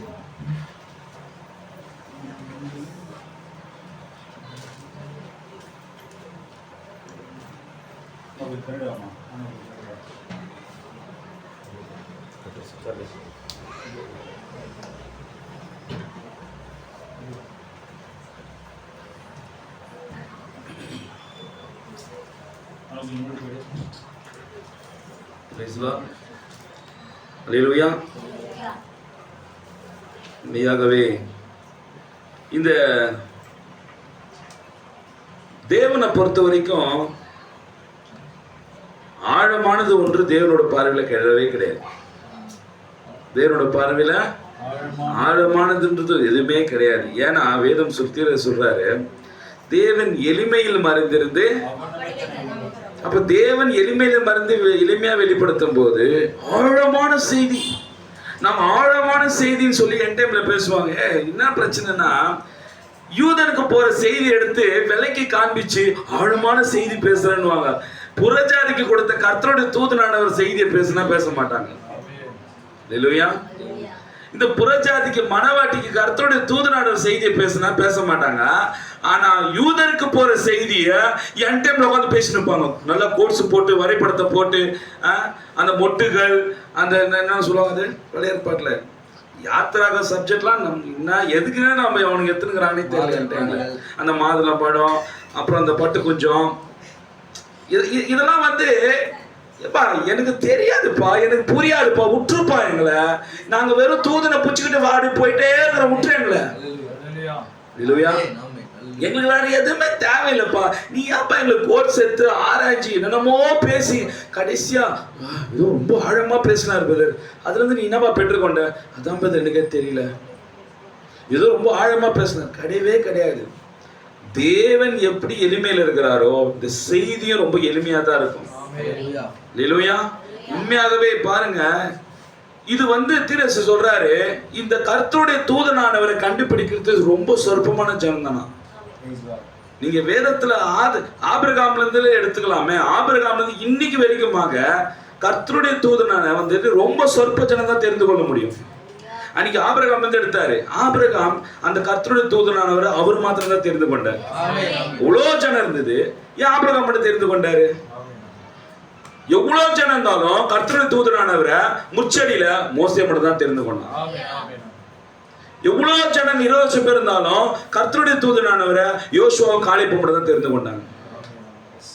எவ்வளவு பேர் இருந்தாலும் பாருங்க, அடிமை தனத்துல போன நேபுகாத்நேச்சர் டீம்ல போன எவ்வளவு யூதர்கள் இருந்தாங்க, இஸ்ரவேல் ஜனங்க இருந்தாங்க. ஆனா அந்த 4 பேர் தான் கர்த்தருடைய தூதனை தெரிந்து கொண்டாங்க. யார் யாரு? சாத்ராக், மேஷாக், ஆபேத்நேகோ, தானியேல். அதே போலதான் தீர சொல்றாரு, தேவனுடைய பிரசன்னம் அடையாளம் கண்டுகொள்ள படாமல் இருத்தல். இந்த செய்தியில 13வது பேரால பேசுறாரு. நான் அதை வாசிச்சுட்டு முடிச்சிடுறேன். ரொம்ப ஐயா பேசும்போது அந்த லைன் தான் ஞாபகத்துக்கு வந்தது. கர்த்தருடைய தூதனானவர் இன்றிரவு சரியாக இங்கே இருக்கக்கூடும், ஒரு கால் ஒரு நபர் மாத்திரம் அதை காணக்கூடும். கர்த்தருடைய தூதனானவரை இங்க இருக்கிறாரு. தீரசு பேச 1964 6ஆம் மாசம் பேசுறாரு. தேவனுடைய பிரசன்னம் அடையாளம் கண்டு கொள்ளப்படாமல் இருத்தல். அப்போ தேவனுடைய பிரசன்னம் தலைப்பு கொடுத்துட்டு அவர் யாரு குறிச்சு பேசுறாரு? அப்ப கர்த்தருடைய தூதனானவர் தான் தேவனுடைய பிரசன்னமே. இவங்க ஆஃபரிங் என்னன்னோ பேசுறாங்க, நாலேஜ் பீப்புள் என் டைம்ல. அவர் கம்மிங் வேற, அவர் ஆஃபரிங் வேறன்னு. ஆனா செய்தி தலைப்பு சொல்றாரு, அவருடைய பிரசன்னம் அடையாமல் கண்டு கொள்ளப்படாமல் இருத்தல் என்ற செய்தி தலைப்பு கொடுத்துட்டு கர்த்தருடைய தூதனானவர் குறிச்சு தான் இந்த செய்தியில பேசுறாரு. சொல்றாரு பாருங்க, கர்த்தருடைய தூதனானவர் 13வது பேரால இன்றிரவு சரியாக இங்கே இருக்கக்கூடும், ஒரு கால் ஒரு நபர் மாத்திரமே அதை காணக்கூடும், மற்ற எல்லாராலும் அதை காண முடியாது. இயேசு கிறிஸ்து பிறப்பு அந்த வான சாஸ்திரிகளுக்கு மாத்திரம் தான் 3 பேர் தான், ஏறக்குறைய எத்தனை பேருக்கு தெரியல, திரசி 3 பேர் தான் சொல்றாரு. அந்த 3 பேருக்கு மாத்திரம் தான் அந்த நட்சத்திரம் தெரிஞ்சிடும். அது அநேக நாடுகளை கடக்கும் போது, அநேக விண்வெளி ஆராய்ச்சிகளை கடக்கும் போது, அநேக வானிலை மண்டலங்களை கடக்கும் போது அதை நோக்கி பார்த்து, சாஸ்திரத்தை நோக்கி பார்த்த மற்றவங்களுக்கு அந்த நட்சத்திரம் தெரியலையா. அந்த 3 பேருக்கு மாத்திரம் தான் தெரிஞ்சது. சொல்றாரு அந்த வான சாஸ்திரிகள் பின்பற்றின ஒவ்வொரு விண்வெளி ஆராய்ச்சி நிலையத்திலும் மீதும் நேராக வந்து நின்ற அந்த ஒளி ஒவ்வொரு விண்வெளி ஆராய்ச்சி மேல நின்னுச்சு. நட்சத்திரம் எந்த ஒரு விண்வெளி ஆராய்ச்சி நிலையத்துக்கும் அதை குறித்து தெரியவில்லையா. இந்த நட்சத்திரம் ஏன் வந்து நிக்குதுன்றது அவனுக்கு தெரியல. ஏன்னா தேவர் அந்த 3 பேரை தான் செலக்ட் பண்ணியிருக்கிறார். பாருங்க, அதே போல அதை குறித்து தெரியவில்லை, அதை வேறு யாருமே பார்க்கவும் இல்லையா. அந்த நட்சத்திரத்தை வேற யாருமே பார்க்கல, ஆனால் அந்த வான சாஸ்திரிகள் மாத்திரமே கண்டனர். கடைசியா முடிக்கும் போது உங்களுக்கு புரியும். அதை வேறு யாருமே பார்க்கவில்லை, ஆனால் அந்த வான சாஸ்திரிகள் மாத்திரமே கண்டனர். ஏனென்றால் அது அவர்கள் காண்பதற்கு மாத்திரம் தான் இருந்தது. அந்த நட்சத்திரம் யாருக்கு மட்டும் தான் வந்தது? அந்த வான சாஸ்திரிகள் மட்டும் தான் வந்தது. வேற எத்தனை பேர் முட்டி மோதினாலும் பாசிட்டிவ் பேர் போட்டாலும் அந்த நட்சத்திரத்தை பார்த்திருக்க முடியாது. தேவன் அந்த வான சாஸ்திரிகள் தான் முன்குறித்தார். ஏனென்றால் அது அவர்கள் காண்பதற்கு மாத்திரமே இருந்தது. அவர்கள் அதை கண்டனர், அது அவர்களுக்கு உண்மையானதாக இருந்தது. அந்த ஒளி, இரண்டாவது சொல்றாரு, அதே போல அந்த ஒளி அக்னி ஸ்தம்பம் தமஸ்கு செல்லும் வழியில் பவுலை அடித்த போது அந்த தேவனுடைய பிரசன்னத்தில் இருக்கிறான் என்பதை அறிந்து கொண்டான். அப்போது அந்த யூதன் எந்த ஒரு மற்றொரு ஆவியும் ஆண்டவரே என்று அவன் அழைத்திருக்க மாட்டான். அந்த பிரசன்னம், தேவனுடைய பிரசன்னம், அந்த அக்னி ஸ்தம்பம், அதே அக்னி ஸ்தம்பம் பவுல் கிட்ட அந்த பிரசன்னம் வரும்போது ஏறத்தாழ பவுல் கூட போன சேவர்கள் 10 பேர் இருந்திருக்கலாம், 20 பேர் இருந்திருக்கலாம். ஆனால் அந்த பிரசனம் யாருக்கு மட்டும் தான் வெளிப்பட்டது? பவுல் அதுக்கு முன்னாடி எல்லா ஆவிகிட்டையும் அவன் பேசுவான். ஏன்னா ஒரு ஒரு ஊழியக்காரன் ஜெபிச்சிருப்பான், எந்த ஆவிகிட்ட போய் ஆண்டவரேன்னு கூப்பிடலையா. ஆனால் இந்த பிரசனத்துல மாத்திரம் தான் போய் ஆண்டவரேன்னு கூப்பிட்டானா. அதனால நம்ம இந்த அக்னி ஸ்தம்பத்தை பார்த்து நம்ம ஆண்டவரேன்னு கூப்பிடுறோம். ஏன்னா அக்னி ஸ்தம்பத்துல வந்து ஆண்டவர்னு மோசே சொல்லி கொடுத்துக்கிறாரு. அக்னி ஸ்தம்பத்துல வந்து ஆண்டவரேன்னு பேதுரு கூப்பிடணும்னு ஆண்டவர் இயேசு கிறிஸ்து சொல்லி கொடுத்துக்கிறாரு. அதே அக்னி ஸ்தம்பத்துல வந்து ஆண்டவரே கூப்பிடணும்னு பவுல் சொல்லி கொடுத்துக்கிறாரு. அதே அக்னி ஸ்தம்பம் வந்துச்சுன்னா ஆண்டவரே கூப்பிடணும்னு வில்லியம் மரி பிரணாம் சொல்லி கொடுத்துக்கிறாரு. அல்லேலூயா. அப்ப அக்னி ஸ்தம்பத்துல வந்ததா யாரு? தேவன் தான். அது எல்லாருக்கும் கிடையாது. அப்புறம் சொல்றாரு பாருங்களேன், மேலும் அந்த அதே அக்னி ஸ்தம்பம் தான் தன்னுடைய ஜனங்களை வெளியே கொண்டு வந்தது என்பதை அவன் அறிந்து, ஆண்டவரே நீர் யார் என்று கேட்டான். சவுலே சவுலே நீ என்னை துன்பப்படுத்துகிறாய், நான் இயேசு என்று கூறினார். இயேசு நான் தேவனிடத்தில் வந்தேன், தேவனிடத்துக்கும் திரும்ப போகிறேன் என்று சொல்லும் போது இயேசு சொன்னார் தேவனிடத்தில் வந்தேன் என்று. அந்த ஒளி தான் இயேசு கிறிஸ்து. எந்த ஒளி?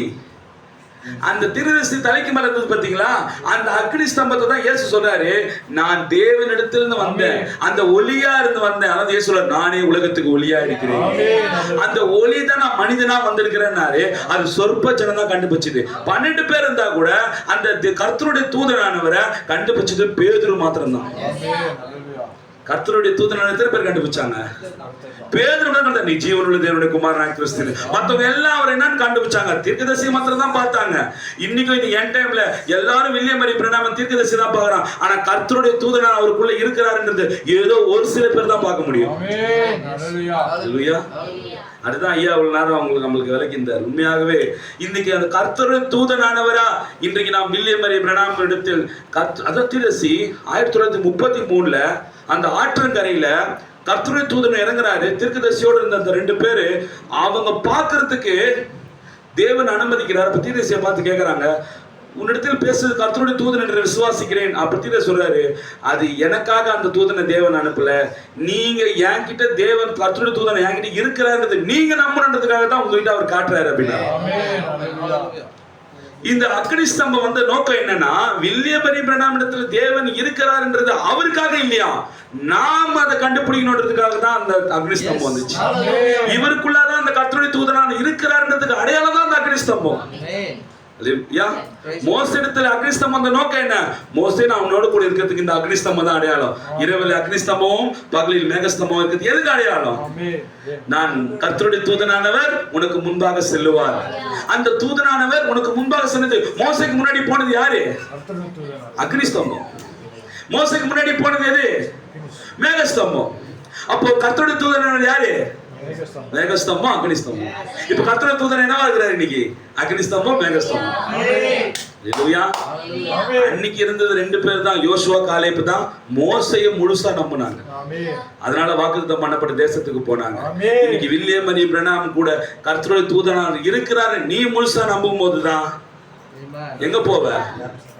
ராப்சர்ல போவ. ஆனா இன்னொன்னு சொல்லட்டுங்களா, அடுத்த வாட்டி ஐயா வரும்போது எடுப்பாரு. 26, 27 எடுக்கிறேன்னு சொன்னார் பார்த்தீங்களா? அது இன்னைக்கு உன்னோடு கூட அந்த கர்த்தருடைய தூதன் இருக்கிறாருன்றது மத்தவங்க புரிஞ்சுக்கணுமா? யார் கூட இருக்கிறாருன்னு? கர்த்தருடைய தூதனானவர் வில்லியம் மரி பிரணாம் கூட இருந்த அதே தூதனானவர் இன்னைக்கு உன்னோடு கூட இருக்கிறாராம். அதை கண்டுபிடிக்கிறது ஒரு சில பேர் தான். ஏன்னா இவங்களுக்கெல்லாம் கர்த்தருடைய தூதனாக இருக்கும்போது தம்முடைய மனவாட்டி இருக்க மாட்டாரா? அல்லேலூயா. இந்த பிலீவோடு இன்னைக்கு நீ செய்தியை பார்க்கும்போது இதுதான் ஒரு பெரிய ஆசீர்வாதமே. இன்னைக்கு எது ஆசீர்வாதம்னா சொன்னார் பாத்தீங்களா, கர்த்தருடைய தூதனை அடையாளம் கண்டு கொள்வது தான் நம்மளுக்கு ஆசீர்வாதமே. அந்த ஆசீர்வாதத்தை தேவன் நம்மளுக்கு கொடுத்திருக்கிறார். உண்மையாவே நாம் கரங்களை தட்டி நாம் நன்றி செலுத்தலாம். ஆழமான செய்தி என்றது இந்த அடிப்படையே கர்த்தருடைய தூதனானவர் வில்லியம் மரி பிரணாமுக்குள்ளாக இருந்தார் என்ற இந்த அடிப்படையே இன்னைக்கு அநேகருக்கு தெரியாமல் இந்த கடைசி கால செய்தியில் சபையை நடத்தி கொண்டிருக்கிறார்கள். அவங்க எல்லாம் கேட்டீங்கன்னா என்ன சொல்லுவா தெரியுமா? எங்க ஒர்க் பண்றேன்? நான் ரயில்வேன்ற ஸ்தாபனத்துல ஒர்க் பண்றேன். நான் கவர்மெண்ட்ல செக்ரட்டரியேட்ல நான் ஸ்தாபனத்துல ஒர்க் பண்றேன். அரசாங்க ஸ்தாபனத்துல ஒர்க் பண்றேன். ஆனா அதே போலதான் வந்துச்சு, நான் ஐசிஐசிஐ பேங்க்ன்ற ஸ்தாபனத்துல ஒர்க் பண்றேன். நம்ம ஜூடா ஆகுறாப்புல எங்க போவோம்? கம்பெனி பேர்னா லாஜிஸ்டிக். நான் லாஜிஸ்டிக் ஸ்தாபனத்துல ஒர்க் பண்றேன். அதே போல கிறிஸ்துவ என்ன ஆயிடுச்சுன்னா, நான் ஏஜ்ன்ற ஸ்தாபனத்துல இருக்கிறேன். ரயில்வே ஸ்டாஃப் சொல்ற மாதிரி சொல்றாங்க, நான் ஐசிஐசிஐ பேங்க்ல ஒர்க் பண்ற மாதிரி நான் பெண்டிகாஸ் சர்ச்சில் ஒர்க் பண்றேன். ஏன்னா ஐசிஐசிஐ பேங்க் ஒரு ஸ்தாபனம், பெண்டிகா சர்ச் ஒரு ஸ்தாபனம், ரெண்டும் ஒரு வித்தியாசமும் கிடையாது. அதுலயும் பணத்தை போட்டு பணத்தை எடுக்கலாம், இதுலயும் பணத்தை போட்டு பணத்தை எடுக்கலாம். எதுல? சபையில. ஏன்னா அங்க போனாலும் வாங்க வட்டியோட தரேன், வாங்க வாங்கன்னு பேங்க்ல கூப்பிடுறான். இன்னைக்கு இன்னைக்கு சபைகள்லயும் வாங்க வாங்க கொடுங்க, காசு கொடுப்பாரு உங்களுக்கு, வாங்க கொடுக்குறாரு தான். ஏன் கொடுக்குறாரு? ஏன்னா பேங்க்ல கொடுத்தா வட்டியோட கொடுக்குறாரு. இன்னைக்கு சபையில என்டைம் சபையில கூட கொடுக்குறாரு. ஸ்தாபன சபையில கொடுக்குறாரு. எதுதான் ஸ்தாபனம்? போ இனி இந்த செய்தியில ஸ்தாபனமா செய்தி மாறாது, ஆனா செய்தியில ஸ்தாபனமா மாத்திடுவாங்க. இல்லையா? நாம் இந்த நாளில் கர்த்தருடைய தூதனானவர் நம் மத்தியில் இருக்கிறார் என்பதை ஆணித்தரமாக தேவனுடைய வார்த்தையின் வசனத்தோட தீர்க்கதரிசியோட வார்த்தையோடு ஒப்பிட்டு காட்டின நம்முடைய அருமையான நம்முடைய ஊழியக்காரர் எங்கள் ஆவிக்குரிய அண்ணன் சோதரர் பாஸ்டர் ஏல் டேனியல் அவர்களை கர்த்தராகிய இயேசு கிறிஸ்து நாமத்தினால இந்த நாளில் வாழ்த்தி ஆசீர்வதிக்கிறேன்.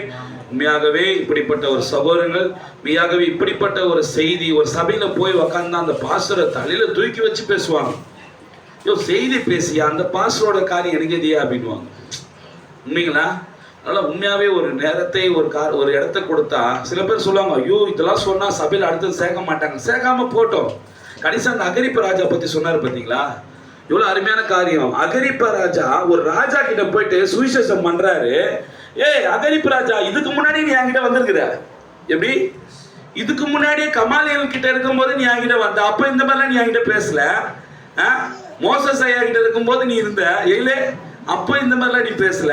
இப்ப நான் புதுசா வந்துட்டு ஏதோ செய்தி பேசுற. ஆனா அப்ப இருக்கும்போது கூட உன் பிலியூர் பக்கம் நான் வரல யோசிக்கல. ஆனா இப்ப பேச உன் பக்கம் வரும் போல இருக்குதுப்பா. அகிரிப்பராஜ் என்ன ஸ்டேட்மெண்ட் கொடுக்குறான்? ஆனா அதுக்கு முன்னாடி செய்தி பேசுவான். அதுக்கு முன்னாடி அகிரிப்பராஜா கிட்ட யார் பேசுவா? பவுல். யூதனா இருக்கும் போது ஒரு பரிசேயர் சபையில இருக்கும் போது அதே அகிரிப்பராஜா கிட்ட பலமுறை செய்தி பேசியிருக்கிறான். பலமுறை யெகோவா தேவனை குறித்து பேசியிருக்கிறான். அது பெருசா எடுத்துக்கல. ஆனால் பரிசுத்த கர்த்தருடைய தூதனானவர் சந்திச்ச பிறகு பேசுற செய்தி அகிரிப்பா ராஜாவே மனமாற்றம் அடையறதுக்கு ஒரு சூழ்நிலை உருவாகுது. ஒரு ராஜாக்கே அந்த நிலைமைனா நம்மளால ஒண்ணுமே இல்லை.